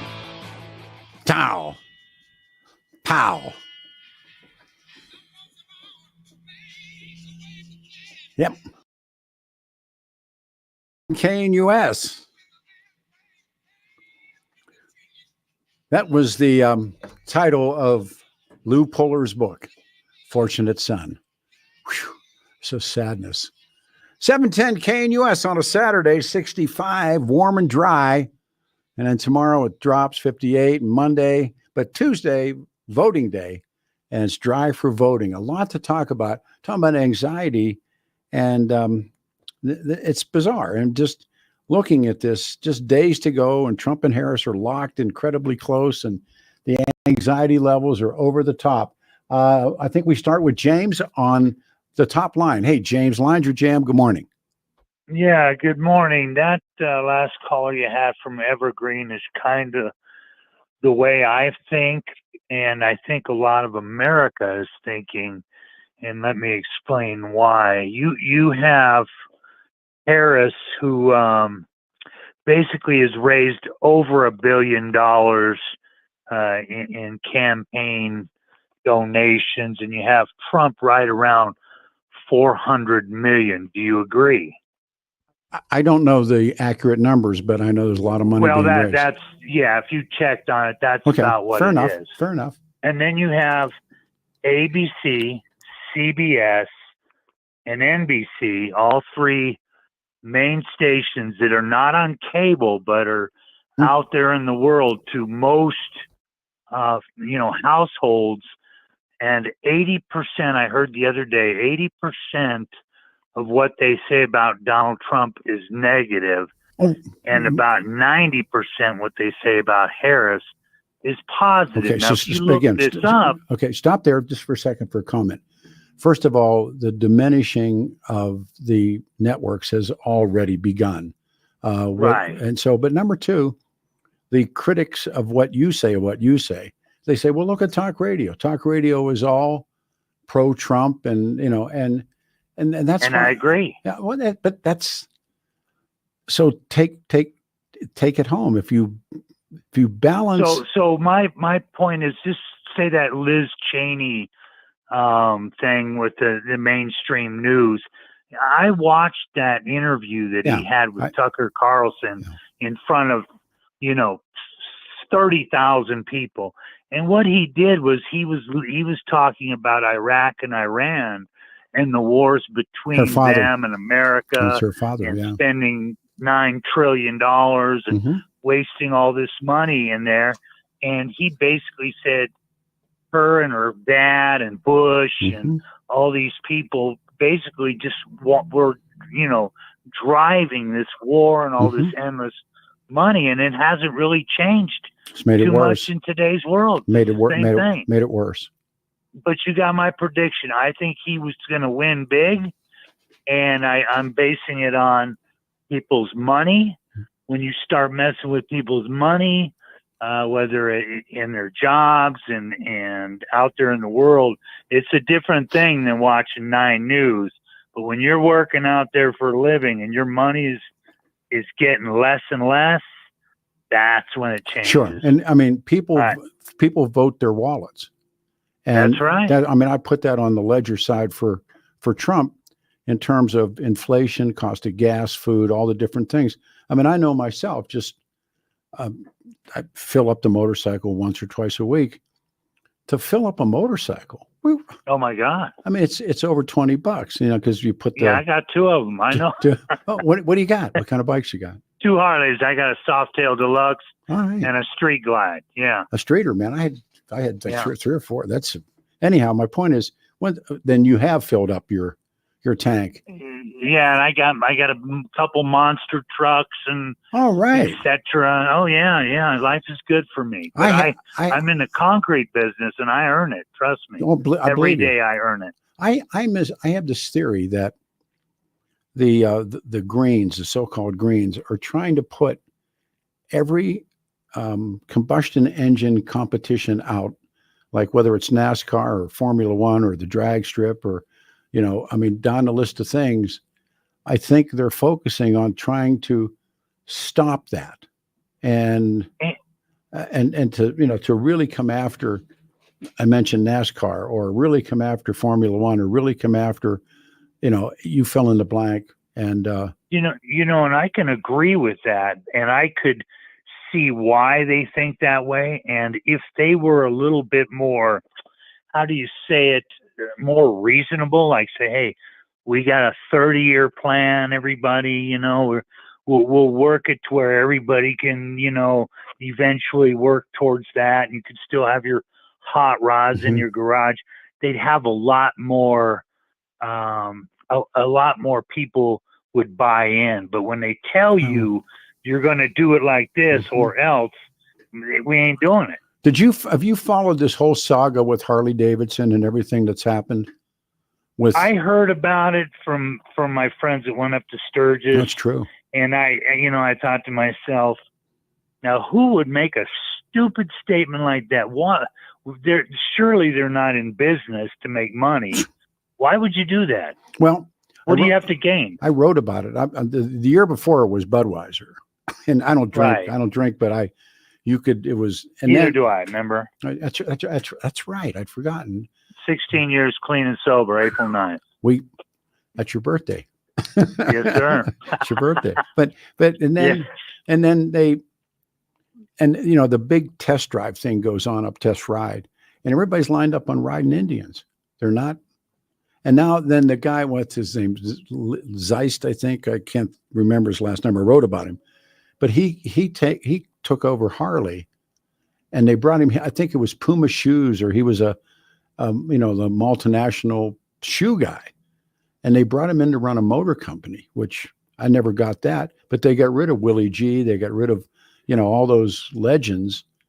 And Stupid. Beyond stupid. They should have came to you and said, made you the president. Well, guaranteed. Well, the point of it is and now, I mean, now I was told stories, I didn't see it, of guys taking string and getting the badge off the tank.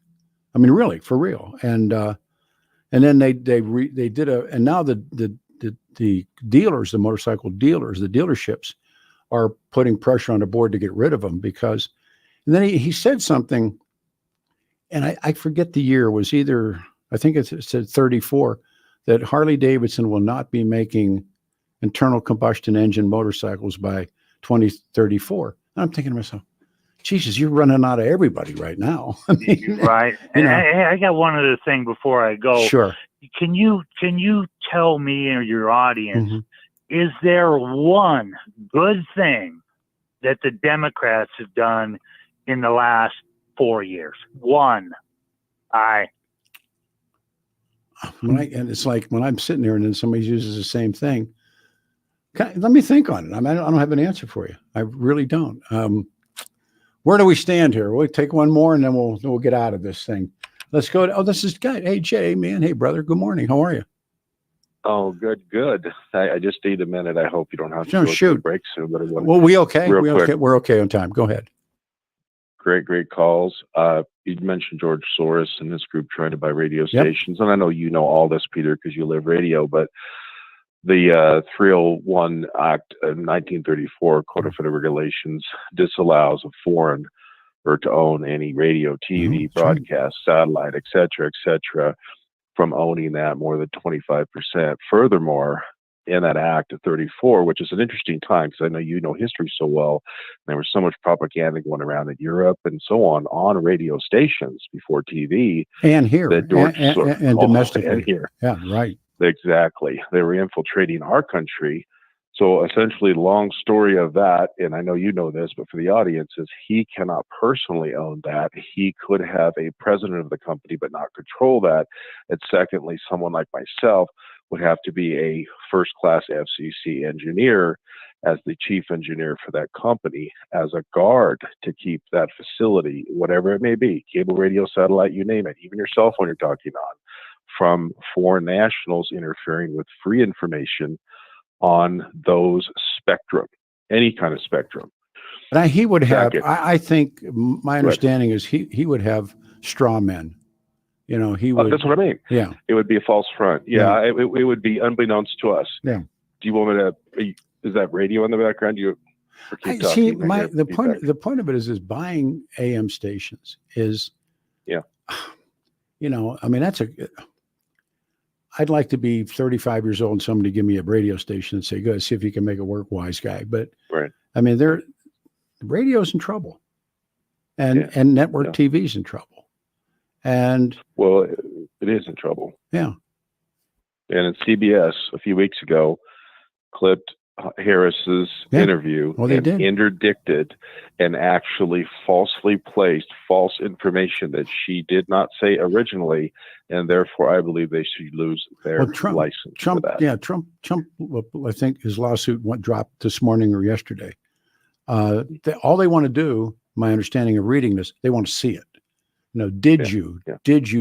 Because right now it's rumor stuff, but did you? And if you did do that, you got big problems. And give me the transcript. I want the transcript. Yeah, well, I know you do too. too. Want to see just see the raw footage.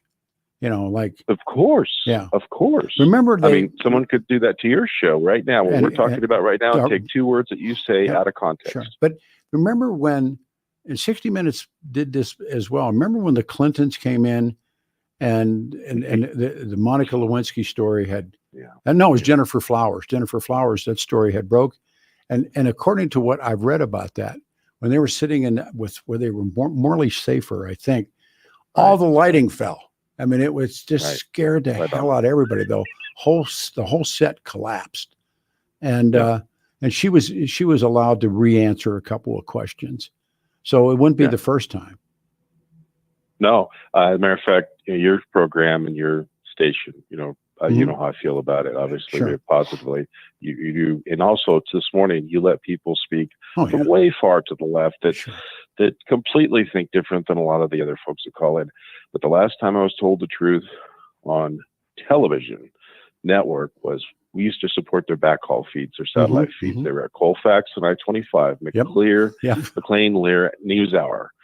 And they were the most legit guys. They're on PBS. We did their big dishes and Earth stations and all that. And they were absolutely, completely legit. They were like the reporters that we knew when, say, you were young or I was young. Yeah, no, it's all true. And now what? And so I come back to this concept of what if this anxiety that I certainly can feel, and you can hear it, you can feel it this morning on the show.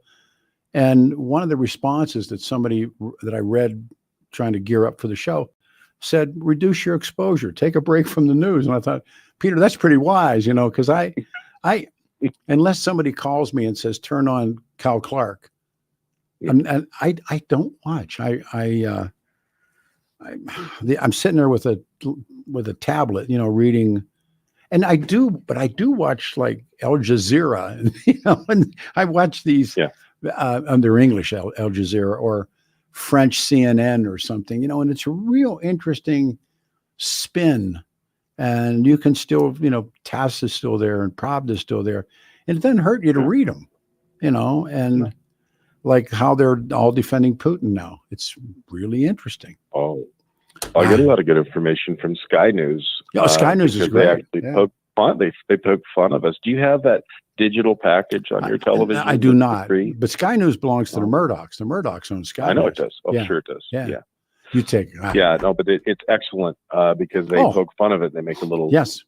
And that's the influence. I think it's James, is the liberal son. And he's married to a woman that's very far to the left. And there's an internal struggle right now. I guess. Yeah, there is. After the Trump stuff and Collin, Arizona, and then all the lawsuits and the payoffs. And Fox has all of its numbers back. But boy, oh boy, Rupert Murdoch.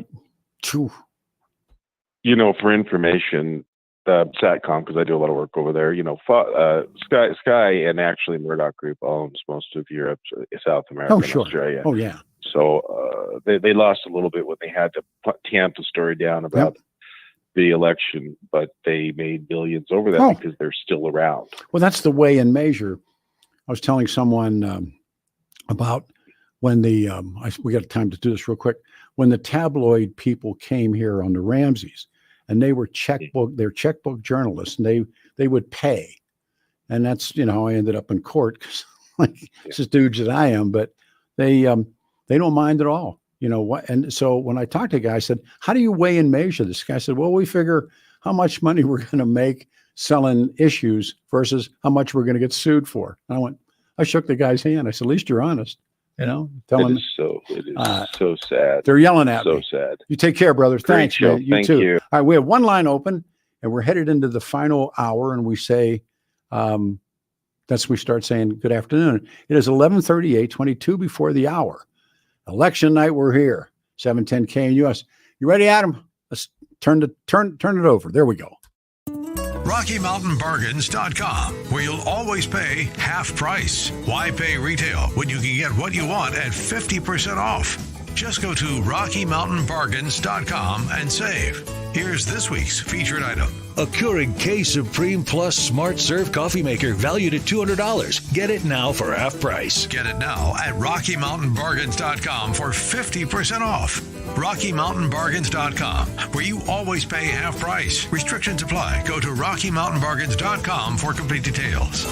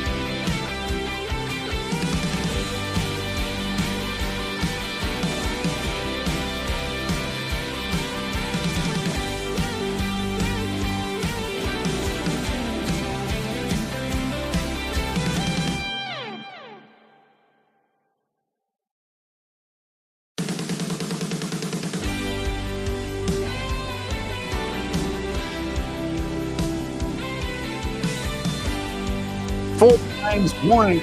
I can say good morning for another 18 minutes. And it goes, good afternoon. 710 KNUS. It's been a great morning. Love the calls. The 3 days to go to Election Day. And the weather today is pretty reasonable, 65. And then tomorrow, clouds increase, 58. And Monday comes snow and cold. And Election Day, Tuesday, is dry for voting. And we will be here that night.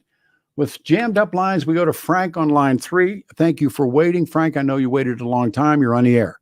Staying busy and semi-retirement. That's you. There you go. Hey, no, I think you do a masterful job. It's like you're actually doing kung fu fighting, taking on all these calls. I can't believe it. No, you're incredible. I mean, with your history background and everything. You know, I simplify this. I go back to law and this thing of motive. And so when people do things, I try. You there? You put them on hold. Knock them back down, please. You want me to do it? Let me try. Let me try this. Frank, we lost you. You back up? Yeah, I'm back okay, up. There you go. Start again, please. I just look at motive. And so what I see is the $26 trillion GNP of the country, you know, America, up for sale for, let's say, $1 trillion. To buy all the politicians and the White House, and then take control of so many things. The media, Obama put in force, I don't know, the Smith-Mutz Act or something, that thing where you can propagandize the public and not tell the truth. So that's what it's all about. And to me, this money plus money leads to control, and then control leads to temporary power. But all power is fleeting. It's in time. But if it's in the correct time, like just before or around an election, you can take control for the U.S. Do you know where that? By the way, do you know where that comes from? That what where? You just said. No. When Roman generals would return, and to the acclaim of the crowds, in the chariot, the general would ride. And behind him would stand a slave, and a slave would be the one who held the wreath over his head, and he was trained to say into the ear of the general or whomever was coming home, "All fame is soon fleeting." And he would repeat it and repeat it, and they were triumphantly coming back to, if they were allowed to come back, they came back, and then this slave would ride with him. And say, cool. It's way cool. I thought it was pretty cool and humbleizing too. It reflects their knowledge of what was going on. Have you ever heard the term polymath? Yes. You know what that means? Give me a second. You tell me quickly. So poly is many. And math in the old the time, I was reading about Aristotle, and that was knowledge. So that was to mean of Aristotle, a man of encyclopedic knowledge. He was a teacher, of course, in his own school, the Lyceum, for 20 years. So, but that's what the limits of that was what he knew at the time, and that's what our modern day media is. And you reference all these different sources of media. I come down to I have a brother who lives in another state. I can know or hear what I hear about that state. But when I really want to know what's going on in that state, I call him, and then I find out. And that's the limits of the foreign press commenting on us, and us commenting on the world in reverse. So we're just limited by this, and that's why we vote our best senses and the best we can do. And I don't know, it's still a toss-up. This program you got coming up should be very interesting. Well, we'll see. I mean, it's an experiment that's time has come, but back to what you were saying, the Aristotelians and the big three of Greek philosophers, they set the stage for everything. And I've often said when you get nothing else to do but read, but all themes, historical themes, they are repetitive. And what's happening in Russia right now, what's happening in the Middle East, what's happening on our borders, it's all happened before, Frank. All of it's happened before. Different geography, different languages, different people, different continents, but it's all happened before.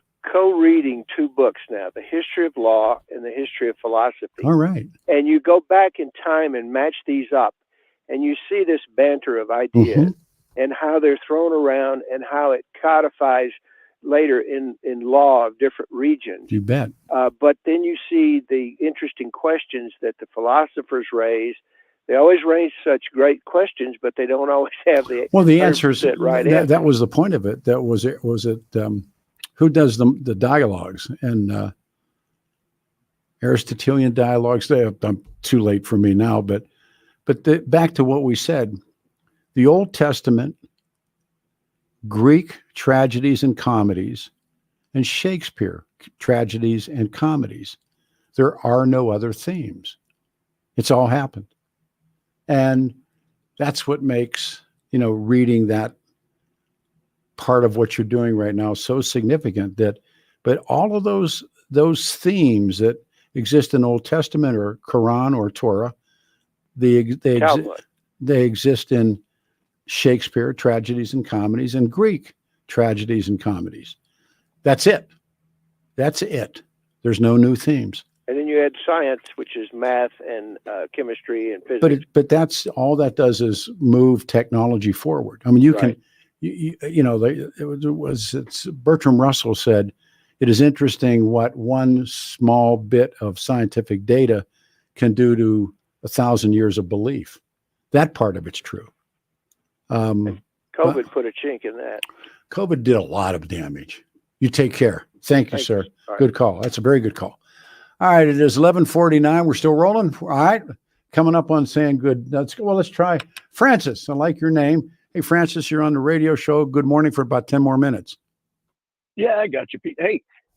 You know what? I have the anxiety, most definitely. And I have the anxiety, and it's a feeling that I think since we're coming up on Thanksgiving, I'm going to give it an analogy here, is that everybody is going to some sort of a family Thanksgiving get together, but you know that half the family doesn't get along with the other. Maybe, right? Yeah.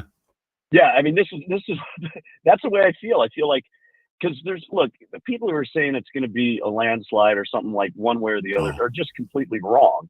Great. It's going to be extremely close, and half the country is going to be upset with the outcome. And that's just, there is no other reality than that. That's what we're facing. So, that's where the anxiety comes from. We're all going to a family dinner where I think you're right. All right. So if you look at it in terms of exactly that, I mean, that's the anxiety part of it. Feeling depressed after an election is something that's going to happen to at least somewhere close to 50% of the country. I believe that's true. How about, do you believe that night, or as I said to the crew that's gathering, I don't think that night, but maybe the next night, there's going to be dumpster fires no matter what? I don't know. I wonder about that. Yeah. I would hope that people have enough sense to just tone it down. It is not the end of the world one way or the other. And I hate that type of rhetoric. The sun will come out tomorrow, whether you win, whether your person wins or loses. But and yeah. I really don't like that there is such a tone to these campaigns anymore, that it's like all or nothing or live or die. But it's this one. All these. It's this one. This for all that it's made for, and as a cheap observer, this is the most astonishing presidential election cycle in my life. And yeah, I mean, and I just, modern American history, but the unprecedented political moments, the bizarre politicking, the endless messaging, and they're trying to elicit outrage and fear and bigotry. I mean, and hope and this partisanship, it really becomes biting. And do you remember a few months ago, or not that many months ago, when we were talking about this, I was very much in agreement with you, is that it was never going to be Biden Trump. I thought that both candidates may end up losing it out, or something could happen. And we came within a hair's breadth of having that happen in Agreed. A tragic way by having one of the candidates killed. Yes. I mean, I just think sometimes common sense takes over here, and I don't see where anybody in earnest thought Joe Biden was a viable candidate. He wasn't a viable anything, even the last time. But I think I think his own people, again, going et tu, Brute, his own guys got him. That's who got Joe. Oh, I think so. Oh, and they had, they had to. If I'm a Democrat, yeah, you had to. Not just for the country's sake, because Biden was going to lose anyway. Yep. But you had to. The only way they were going to have a puncher's chance is to get somebody else in there. And remember, back to the assassination of Julius Caesar, he had it coming. They feared him because he did. No, we when I started really reading and wait a minute, these guys are heroes. He was about to proclaim himself divine. He was going to he was going to eliminate the Senate. They said, no, you're not going to do that. And they shanked him, and we, after that movie, about poor JC. Well, no, he was about to kick him over, and they killed him. So it's good to remember that. You ever listen to the podcast, The Rest is History? It's these two British guys that cover various historical events. It's really good. And they will cover events in a series, like, however long it takes. But I listened about a couple weeks ago. I finished up the one about Julius Caesar. Oh no, it's true. It's really interesting. Oh, I love that stuff. Yeah, like I mentioned earlier, I'm reading this book 1960 right now about Jack Kennedy, and but it's way beyond that. It's the organized crime. It's everything that's taking place, and they're more than aware. I mean, they are more than aware of what they're doing and how they do it and everything like that. I remember just being this not little kid, but being so excited that this Irishman is running and everything that went with it. And, everybody in my neighborhood was like, Jack Kennedy, oh boy. And then, here I am, an old man. You start reading this stuff. These guys, they made you and I look good. I mean, it was like, they were that good. And the old man and the mob. And what I did find out, real quick, this is my fun fact. I always thought that Joe Kennedy, it was Seagram's or somebody he made the deal with. It wasn't. Gordon's Gin. When Joe, remember, I mean, that was the liquor deal that Joe made, and he signed it all up, had it in 4 days before FDR relinquishes the Volstead Act.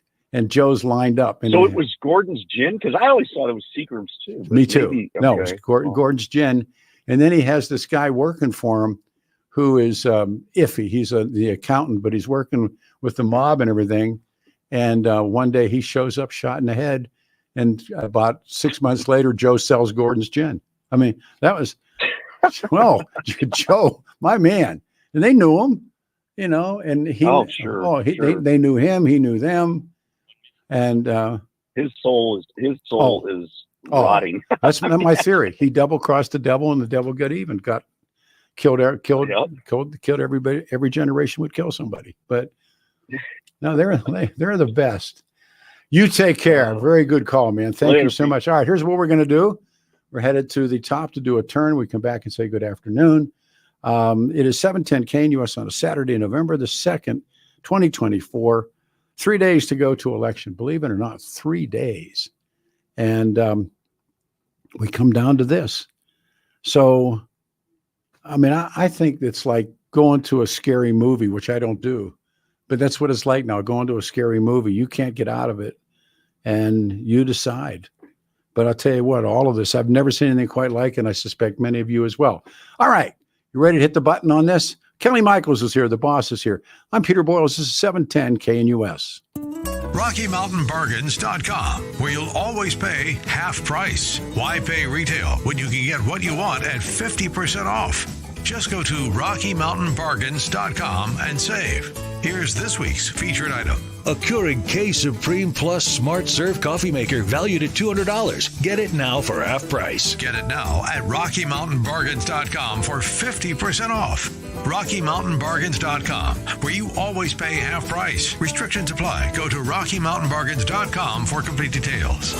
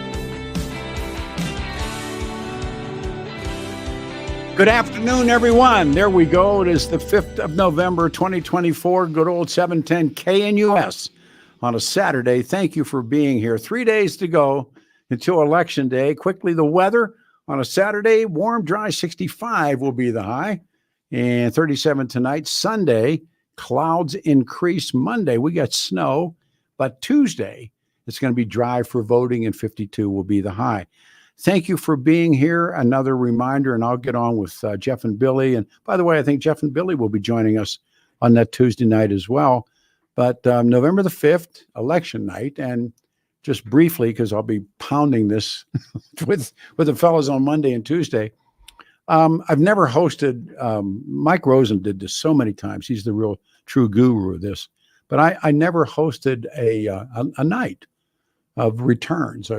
Whatever reason, probably didn't want me, but for whatever reason, I've never done it in all these years. So the request comes in, and yeah, I'd love to, but I want to do it a different way. And they said, working for Kelly Michaels, yeah, sure, go ahead. And so I thought, well, why don't we, again, steal from the old days at the Bronco games when Bob Martin and Larry Zimmer, the late Bob Martin, late Larry Zimmer, and they would have this, and I worked at KOA then, they would turn your television on to the game, whoever had it, and a lot of times it was Channel 4, and then turn the sound down on your television, and then turn up KOA and listen to those guys make the call. So I kind of lifted that idea, and so the idea was like, okay, let's make it a talk show with great guests. And there's a line from the legendary Tip O'Neill, and Tip said that all politics is local. And I believe that all talk radio is local. And one of the mistakes, although there have been maybe one or two guys that can break that rule, and certainly Limbaugh did it. But so I started to invite people that I respect and say, could you do the show? Could you do the show? And believe it or not, Rosen was the first person I called. And Mike will do it by phone, like so many guys, they'll do drops. Ted Trimpa, the legend, will co-host with me. Brother Jeff, John Caldera, Patty Calhoun, Tom Tancredo. Also, this is pretty major, coming across Dan Kaplis, Deborah Flora, Dick Wadhams, and who knows who else will be here. And your calls. And that'll be the most important thing. And so you're watching the numbers, watching the returns, and there'll be a lot will be known locally. The national stuff, I don't know. So now with just, really days to go, 3 days to go, Trump and Harris are locked. I mean, depends on who you look at, but it's incredibly close. And polling showing them within striking distance of each other in the battleground states. And the battleground are 7 states. It's make for one of the most astonishing presidential, what do they call them, cycles in modern American history, full of really unprecedented political moments and bizarre politicking and endless messaging. And there's outrage and fear and hope and bigotry, and you can hear it on radio. You can watch it on television. It's just, what was the old line, being wild and crazy. And so enter the dragon, stress and anger. And so can you feel it? What do you think? So back to the phones we go. Lines are jammed. Rick on line 2. Man, thanks for calling. Good afternoon. I got it right. Rick, good afternoon. Hi, Peter. Thanks for taking my call. Pleasure. I'm in a narrowcast first and take you back to, in a former life of yours when you did a spot on your morning show for a rehab center that you had as a sponsor. And you used to go off script, so to speak, and talk about, your experience and talking to anybody out there that was suffering with a hangover, et cetera. And I was one of those people. Ooh. And so 32 years ago, you helped me get sober. So thank you. Oh, man.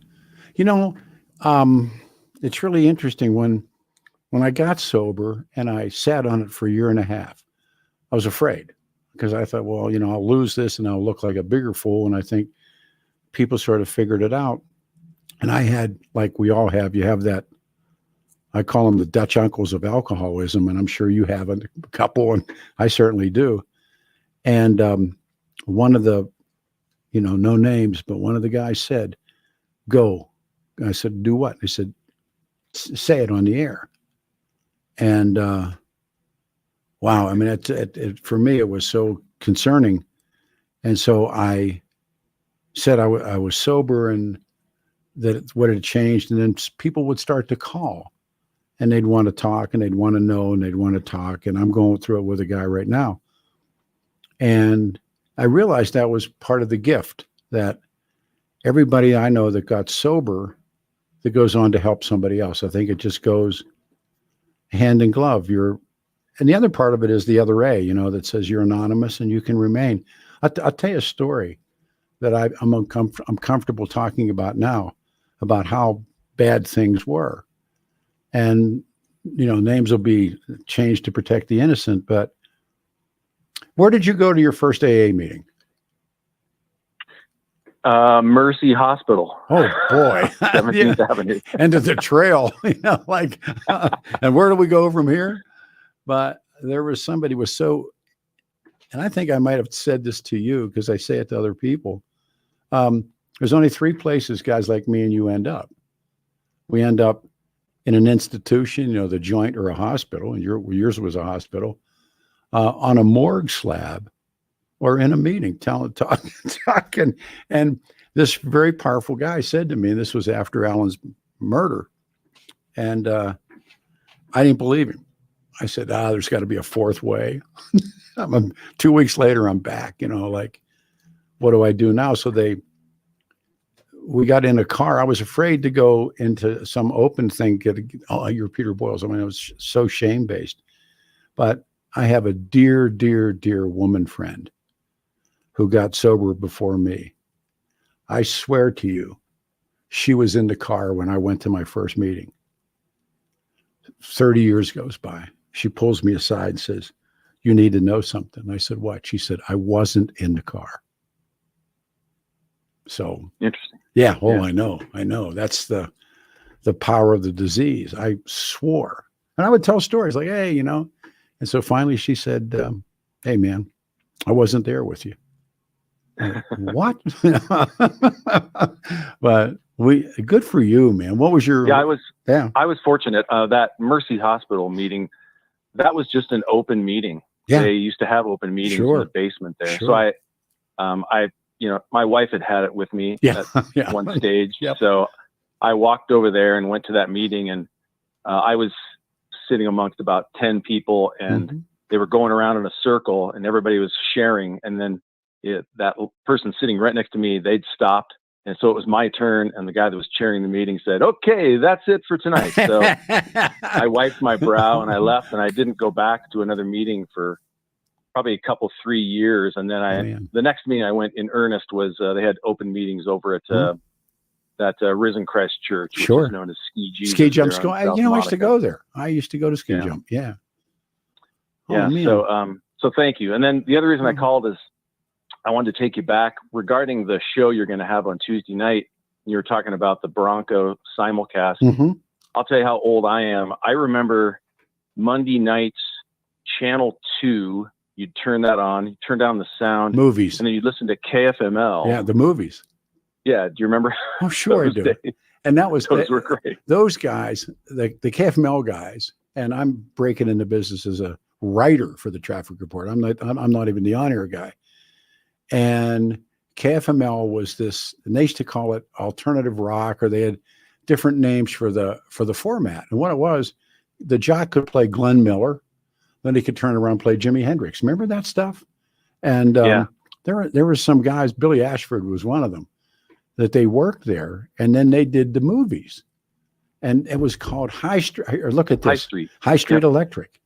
And you would turn on, and they would, I remember them doing a John Wayne movie.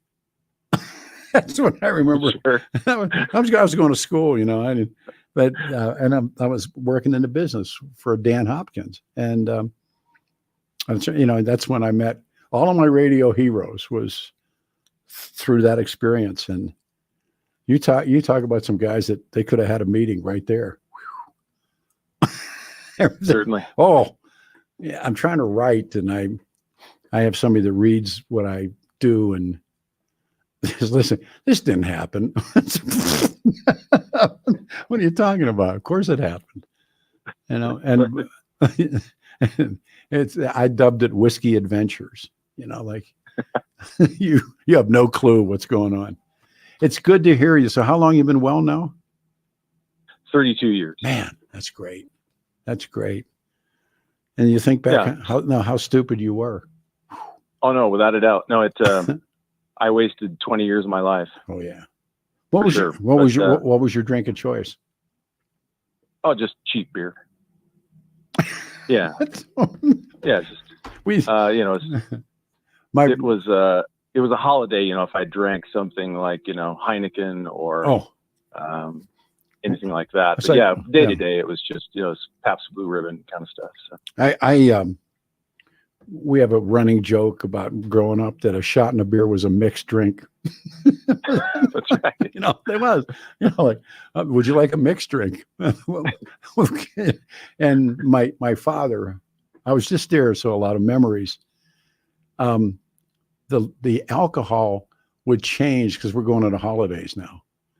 And they quit drinking the cheap stuff and they would end up buying, a better brand of particularly whiskey. That's sure. There's as they said, there's a fight in every bottle.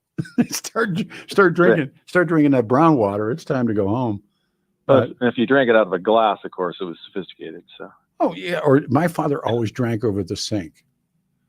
When it did a shot, he'd lean over the sink and do a shot. My brother and I we're sitting there, we're rolling, telling stories about, that stuff. And that's where we learned. I said, we didn't have a choice. Poof. That dumbass.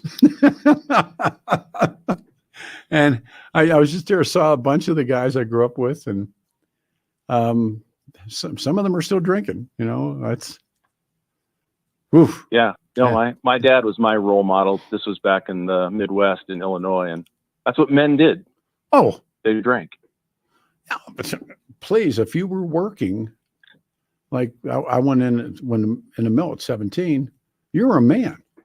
Now you can walk across the street, and if you've been around steel mills that or coal mines or big factories, the time shacks are just alcohol. They're across the street, and one of the bars was called Steve's. Why I don't know. But the line would come out of Steve's and go into Steve's, 4:00, everybody's coming out of Steve's, going to work. Guys are going into Steve's. I can name the bars where they were. I saw them. They're gone. Where they were, and a couple of them are still there. And, cruise to Allegheny River Boulevard, and there's the bars. And I thought, man, and they were the bars when you'd go in, they had a picture of Jimmy Hoffa. Sure. Jack Kennedy, who hated Jimmy Hoffa. And they have a picture of Jimmy Hoffa behind the bar. And I've often said to people, you think, like, now this is 1,000 years ago, you go in that bar and pop off about Jimmy, you got a problem. Because Jimmy got him money, Jimmy got him, all this stuff. And they love Jimmy. I mean, even now to this day, you talk about Jimmy Hoffa. But I remember they had his picture, and because they were trucker bars, and if you went in there and said something about Jimmy Hoffa, you better duck because somebody's going to get mad at you. We're going down memory lane here, man. Thanks. Good call. Thank you very much. And congrats. That's great stuff, Thanks brother, for taking man. my call. Oh, thank you. Election night, we're all going to be here.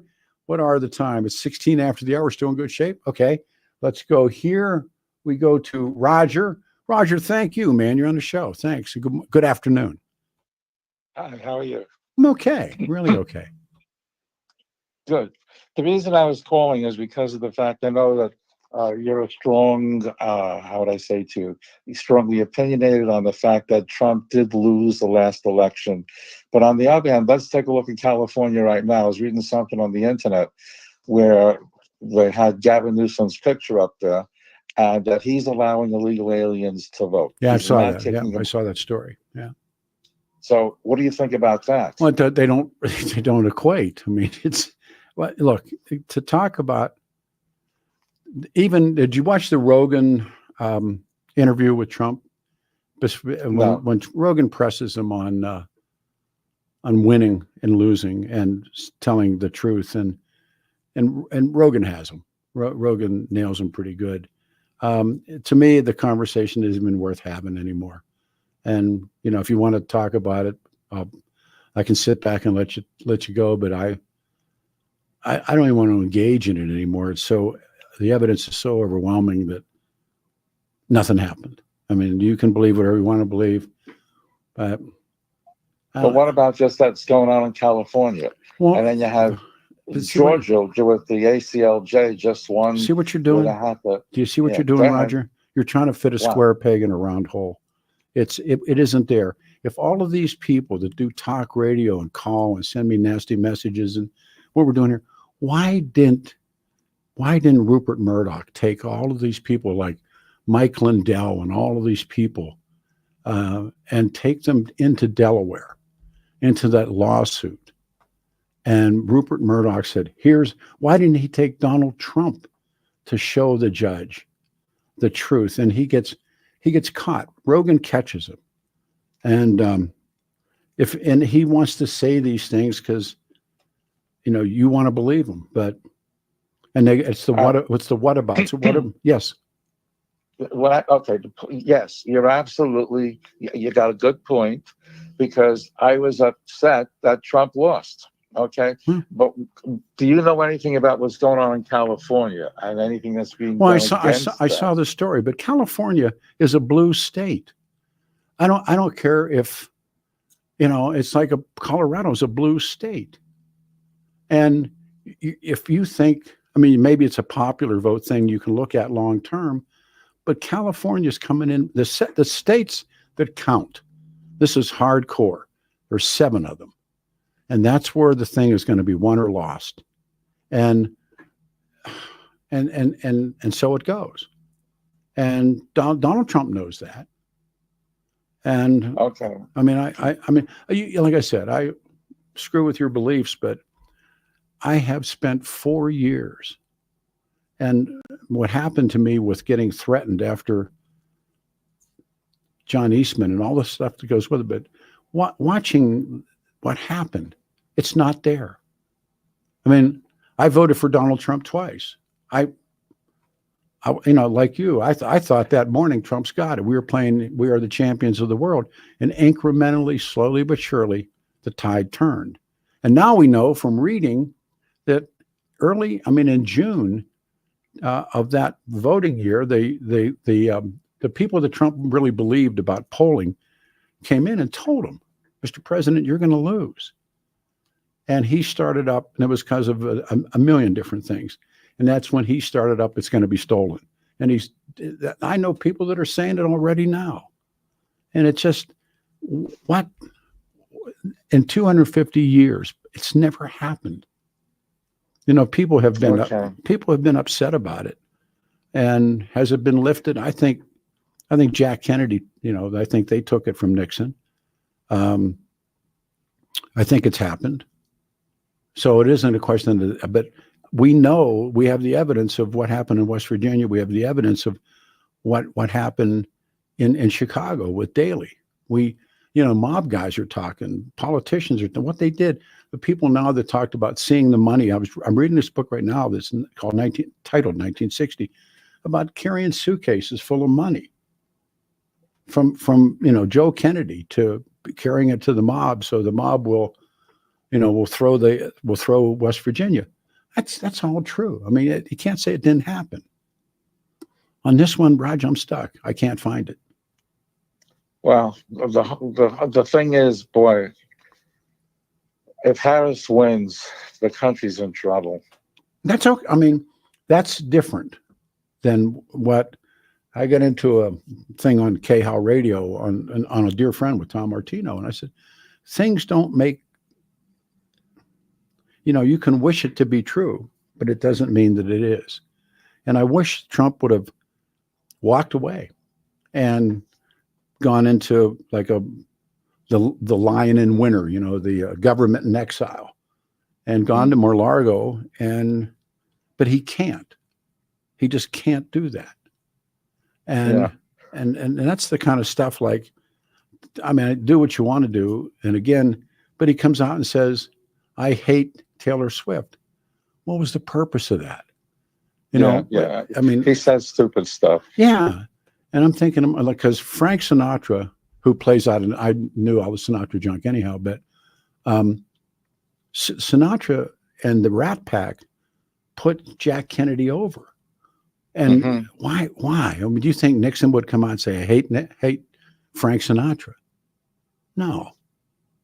And then he backs up, and then I hate Bruce Springsteen. I'm thinking, what have you gained by that? No, I agree with you.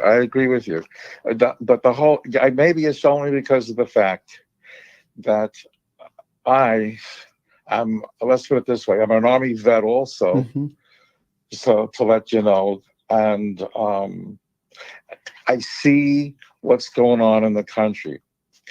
And I was a business owner, and the end of that story is that when the Republicans are in control of the government, business does well. And when the Democrats are in control, business goes down the toilet.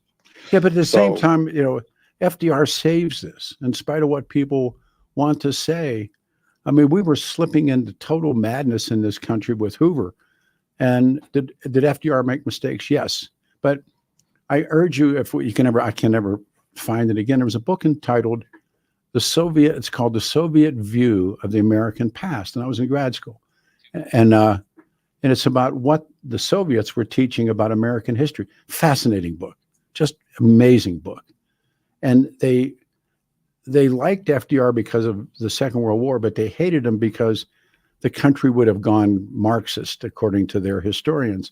And along comes Roosevelt, and he shuts down the banks, and he allows for unions and all this stuff. And so, you know, there's that theory that Democrats get us into war, Republicans get us out.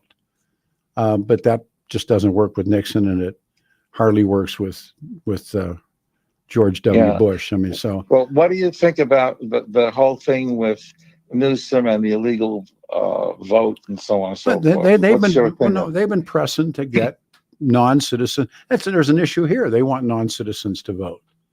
I'm not shocked, but California came in so hard, and I don't know how many electoral votes are in California, but I think number 2 after New York, or it's whatever it is, it's enormous. It's already in the Harris column right now. I mean, and so is Colorado.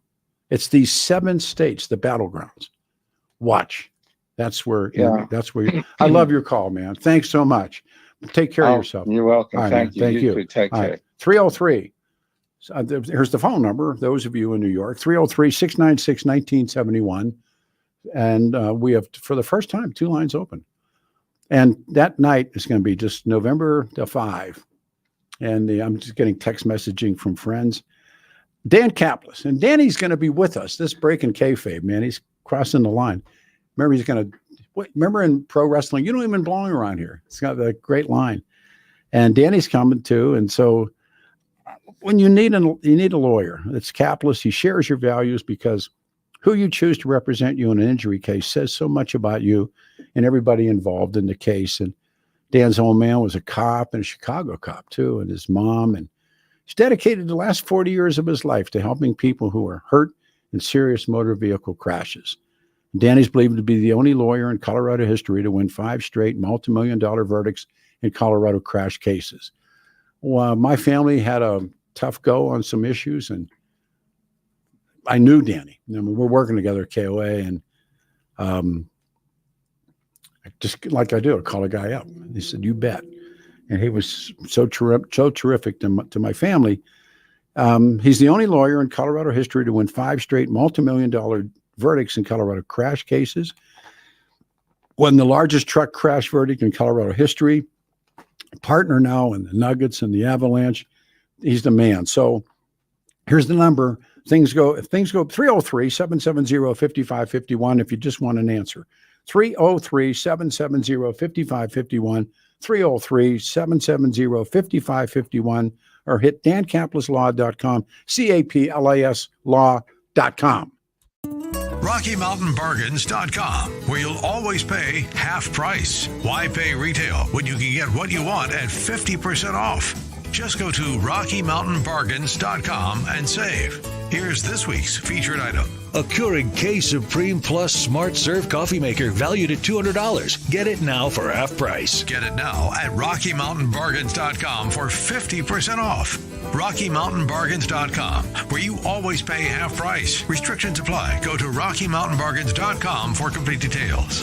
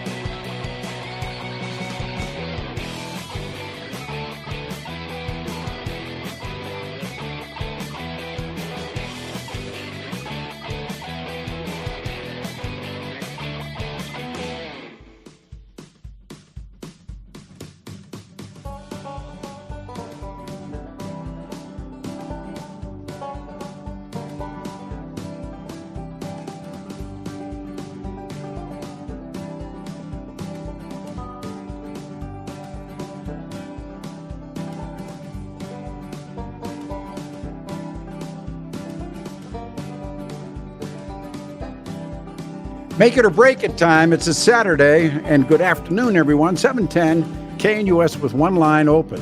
And we'll be here on Tuesday night covering the returns on Saturday, November the 2nd. 65 the high. I don't know, man. It's like debating 58 and then the bottom drops out.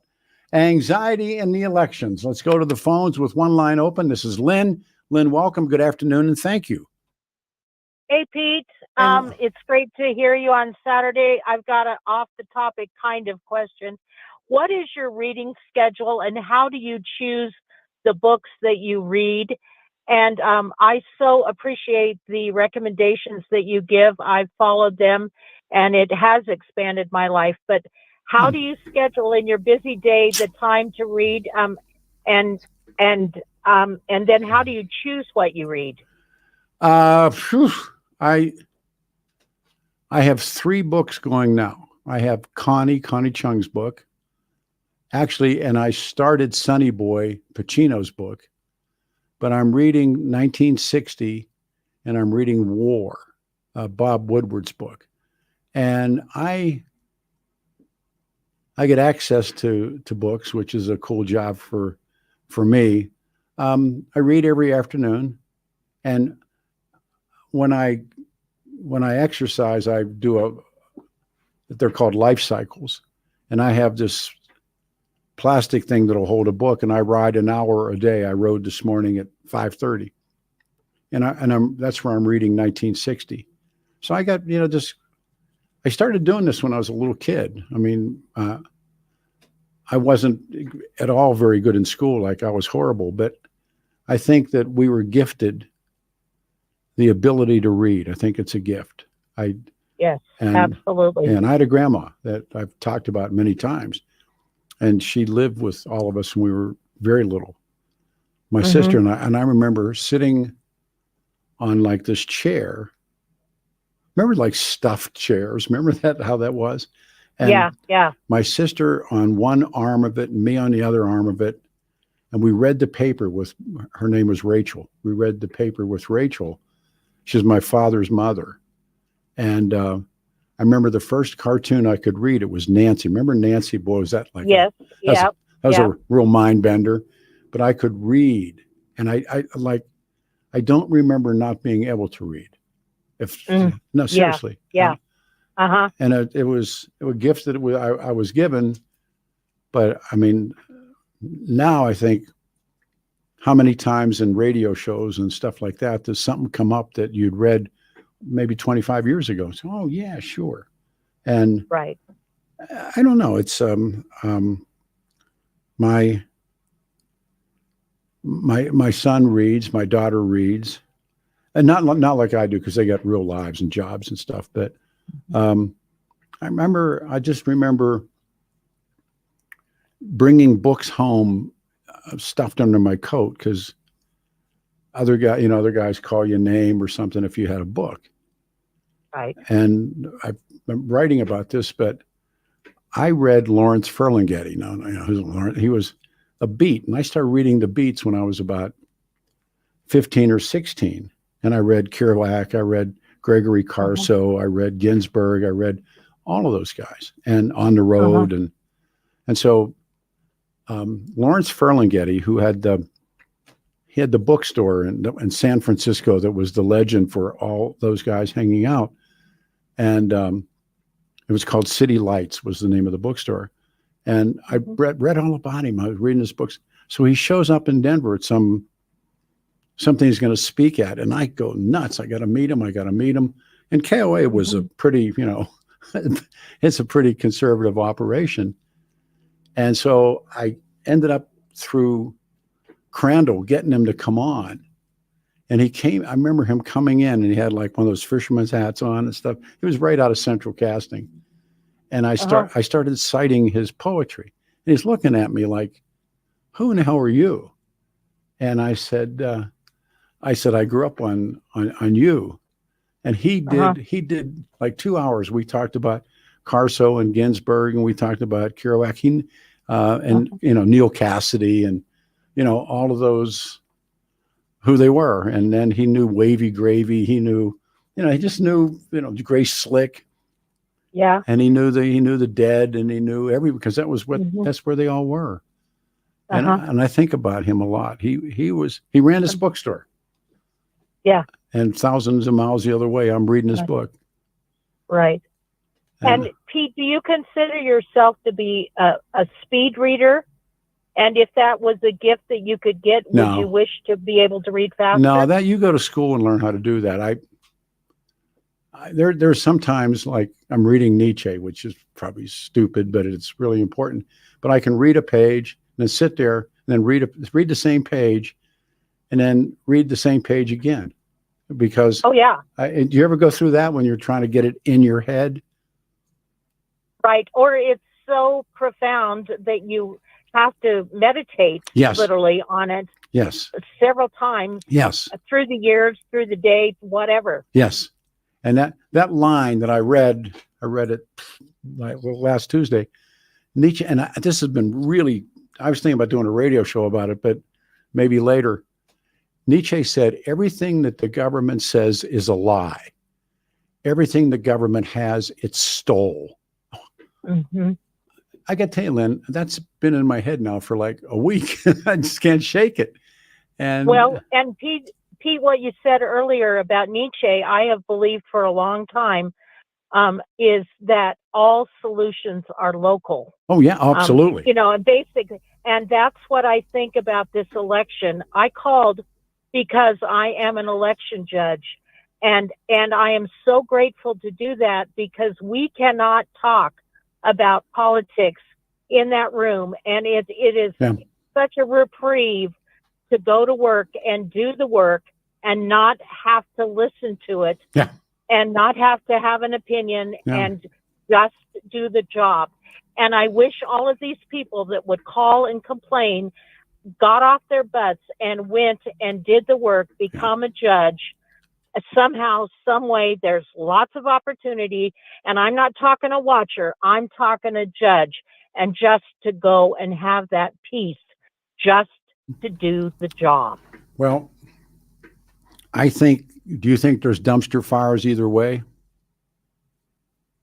Oh, what do you mean dumpster fire? Well, it's my term for civil. The outcome? Yeah. Oh, yeah.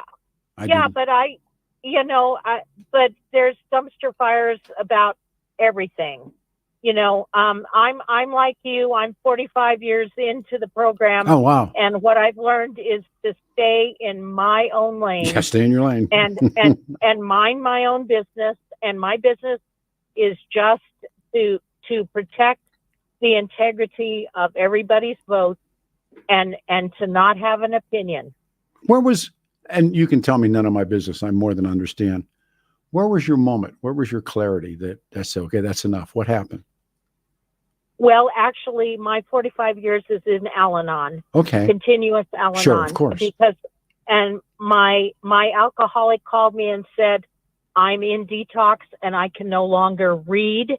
I know that I used to be able to read, and you need to go to Al-Anon and understand my disease. Yep. And I went that night, and he went that day, and we had a long, beautiful life together. But I continue to go, and what it taught me is mind your own business, stay in your own lane, and you don't have to go to every fight that you're invited to. No, you don't. And the other great line is, we all tell the same story, we just tell it a different way. Yes, exactly. That's so true. Exactly. Yeah, that's so true. But thank you, thank you. And so I'm going to miss you on Tuesday night. I wish I could come to the party and just see all of you guys and be with you. Well, but damn it, I'm going to be doing my job. I'm bringing to give you something to talk about. Yeah, I'm going to bring some of my outlaw friends in too. They want to come. So no, it'll be cool. You take care. Yeah. Thanks, man. Yeah. Thank you. Well, thanks. You too. That's great calls. It's Saturday. How much time we got left on this puppy? 20 minutes. It's 12. Do we need a break? Okay. The man said we need a break. 710 KNUS. I'm Peter Boyles. Hold on to your hats. RockyMountainBargains.com, where you'll always pay half price. Why pay retail when you can get what you want at 50% off? Just go to RockyMountainBargains.com and save. Here's this week's featured item. A Keurig K Supreme Plus Smart Serve coffee maker valued at $200. Get it now for half price. Get it now at RockyMountainBargains.com for 50% off. RockyMountainBargains.com, where you always pay half price. Restrictions apply. Go to RockyMountainBargains.com for complete details.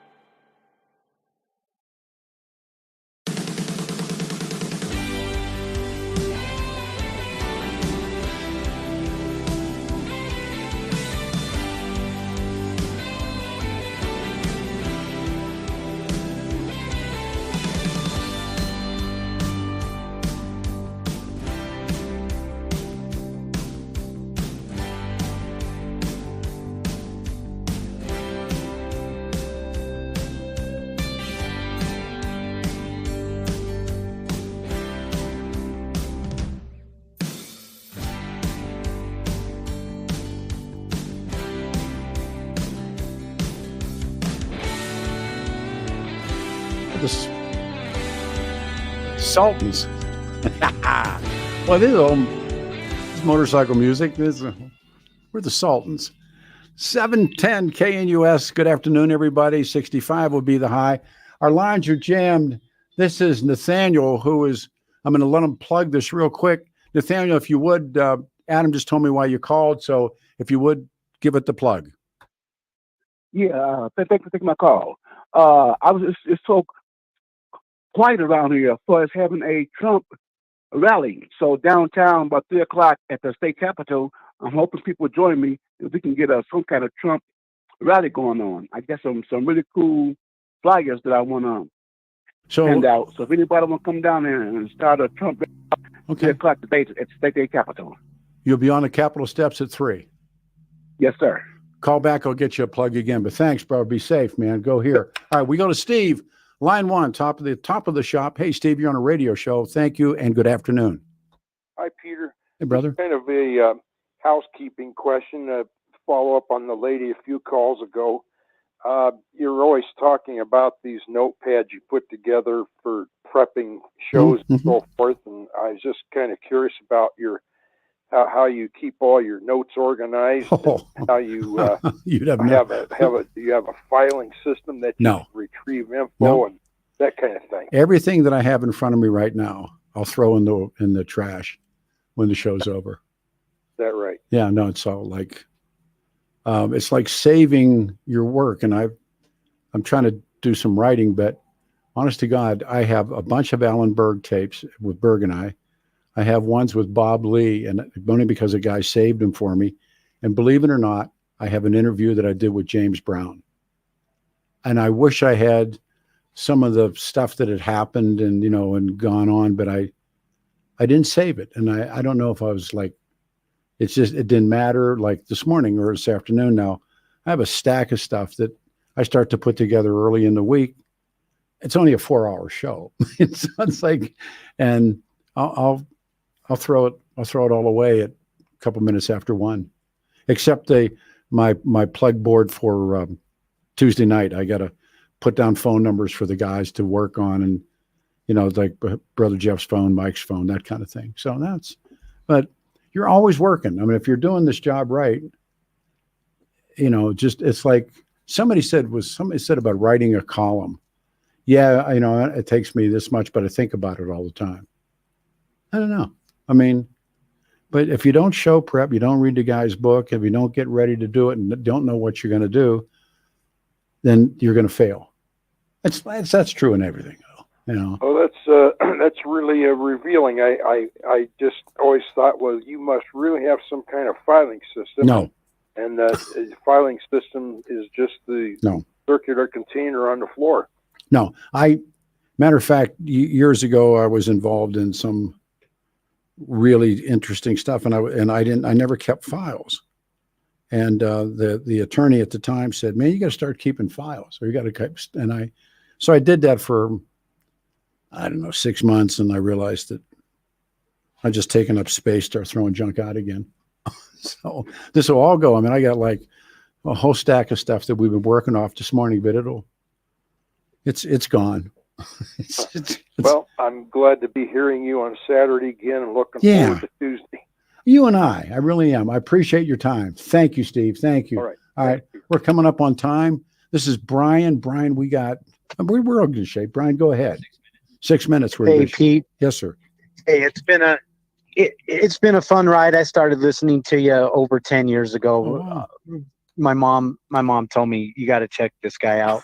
And so I started listening to you over 10 years ago, and we used to have our battles in the morning.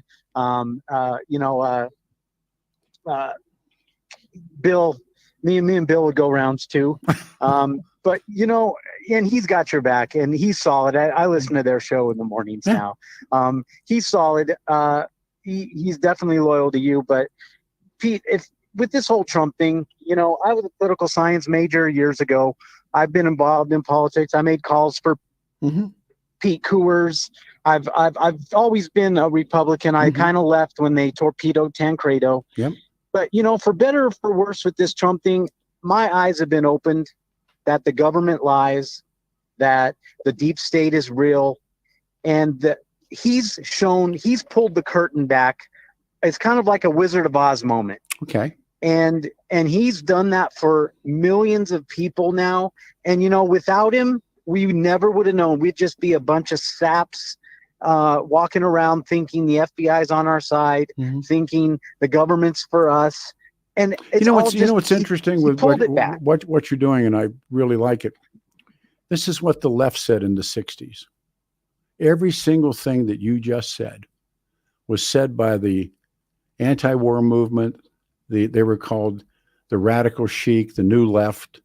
They said these things. I mean, and I've always believed it. And when I talk about being turned on to Wright Mills and reading Marx and doing all those things, and when I heard the first time I watched Donald Trump say those things, I said it was so repetitive. He was also saying what the Birch Society was saying. He was also saying what the Trotskyists are saying, exposing the country, the corporations that run the show. Wright Mills, and I urge you to read Wright Mills. And he said, and the book is entitled "The Power Elite."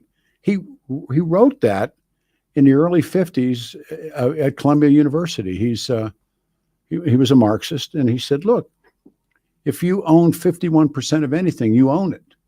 And then he went through the corporations and everything that own and ran and created presidents and senators. And if you look at the PACs in DC, the two largest PACs in Washington DC, two working PACs, the two largest. No. Take a guess. I don't know. The number one is the NRA.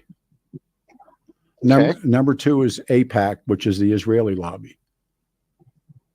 Do things make sense? They're major contributors to candidates and office holders.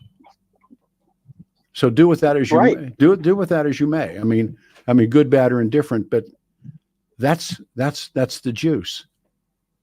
But you got to think. You got to think why did they hate Trump so much? Why did they hate an outsider so much? Well, Trump's given that plenty was of the reasons. biggest flag for me was and I don't like everything he says, Pete, but we're talking about the country. We're talking about the trajectory of this country. I understand. But we want to nitpick. Oh, he said this. Well, no, he said that. But it's more than that. It gets back to, and I don't want to do it again. But it gets back to, we have these rules, the Constitution, that you can do with you, and he attempted to usurp it. And I don't want to argue with you.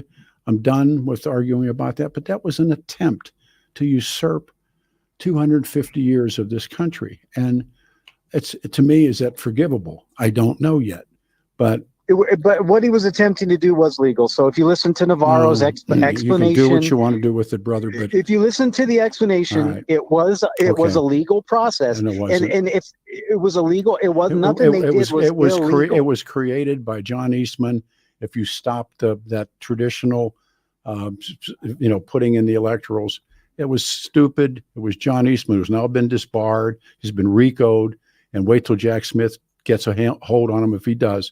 But don't sit here and tell me that, Brian, because it just isn't true. I mean, why has the guy been disbarred?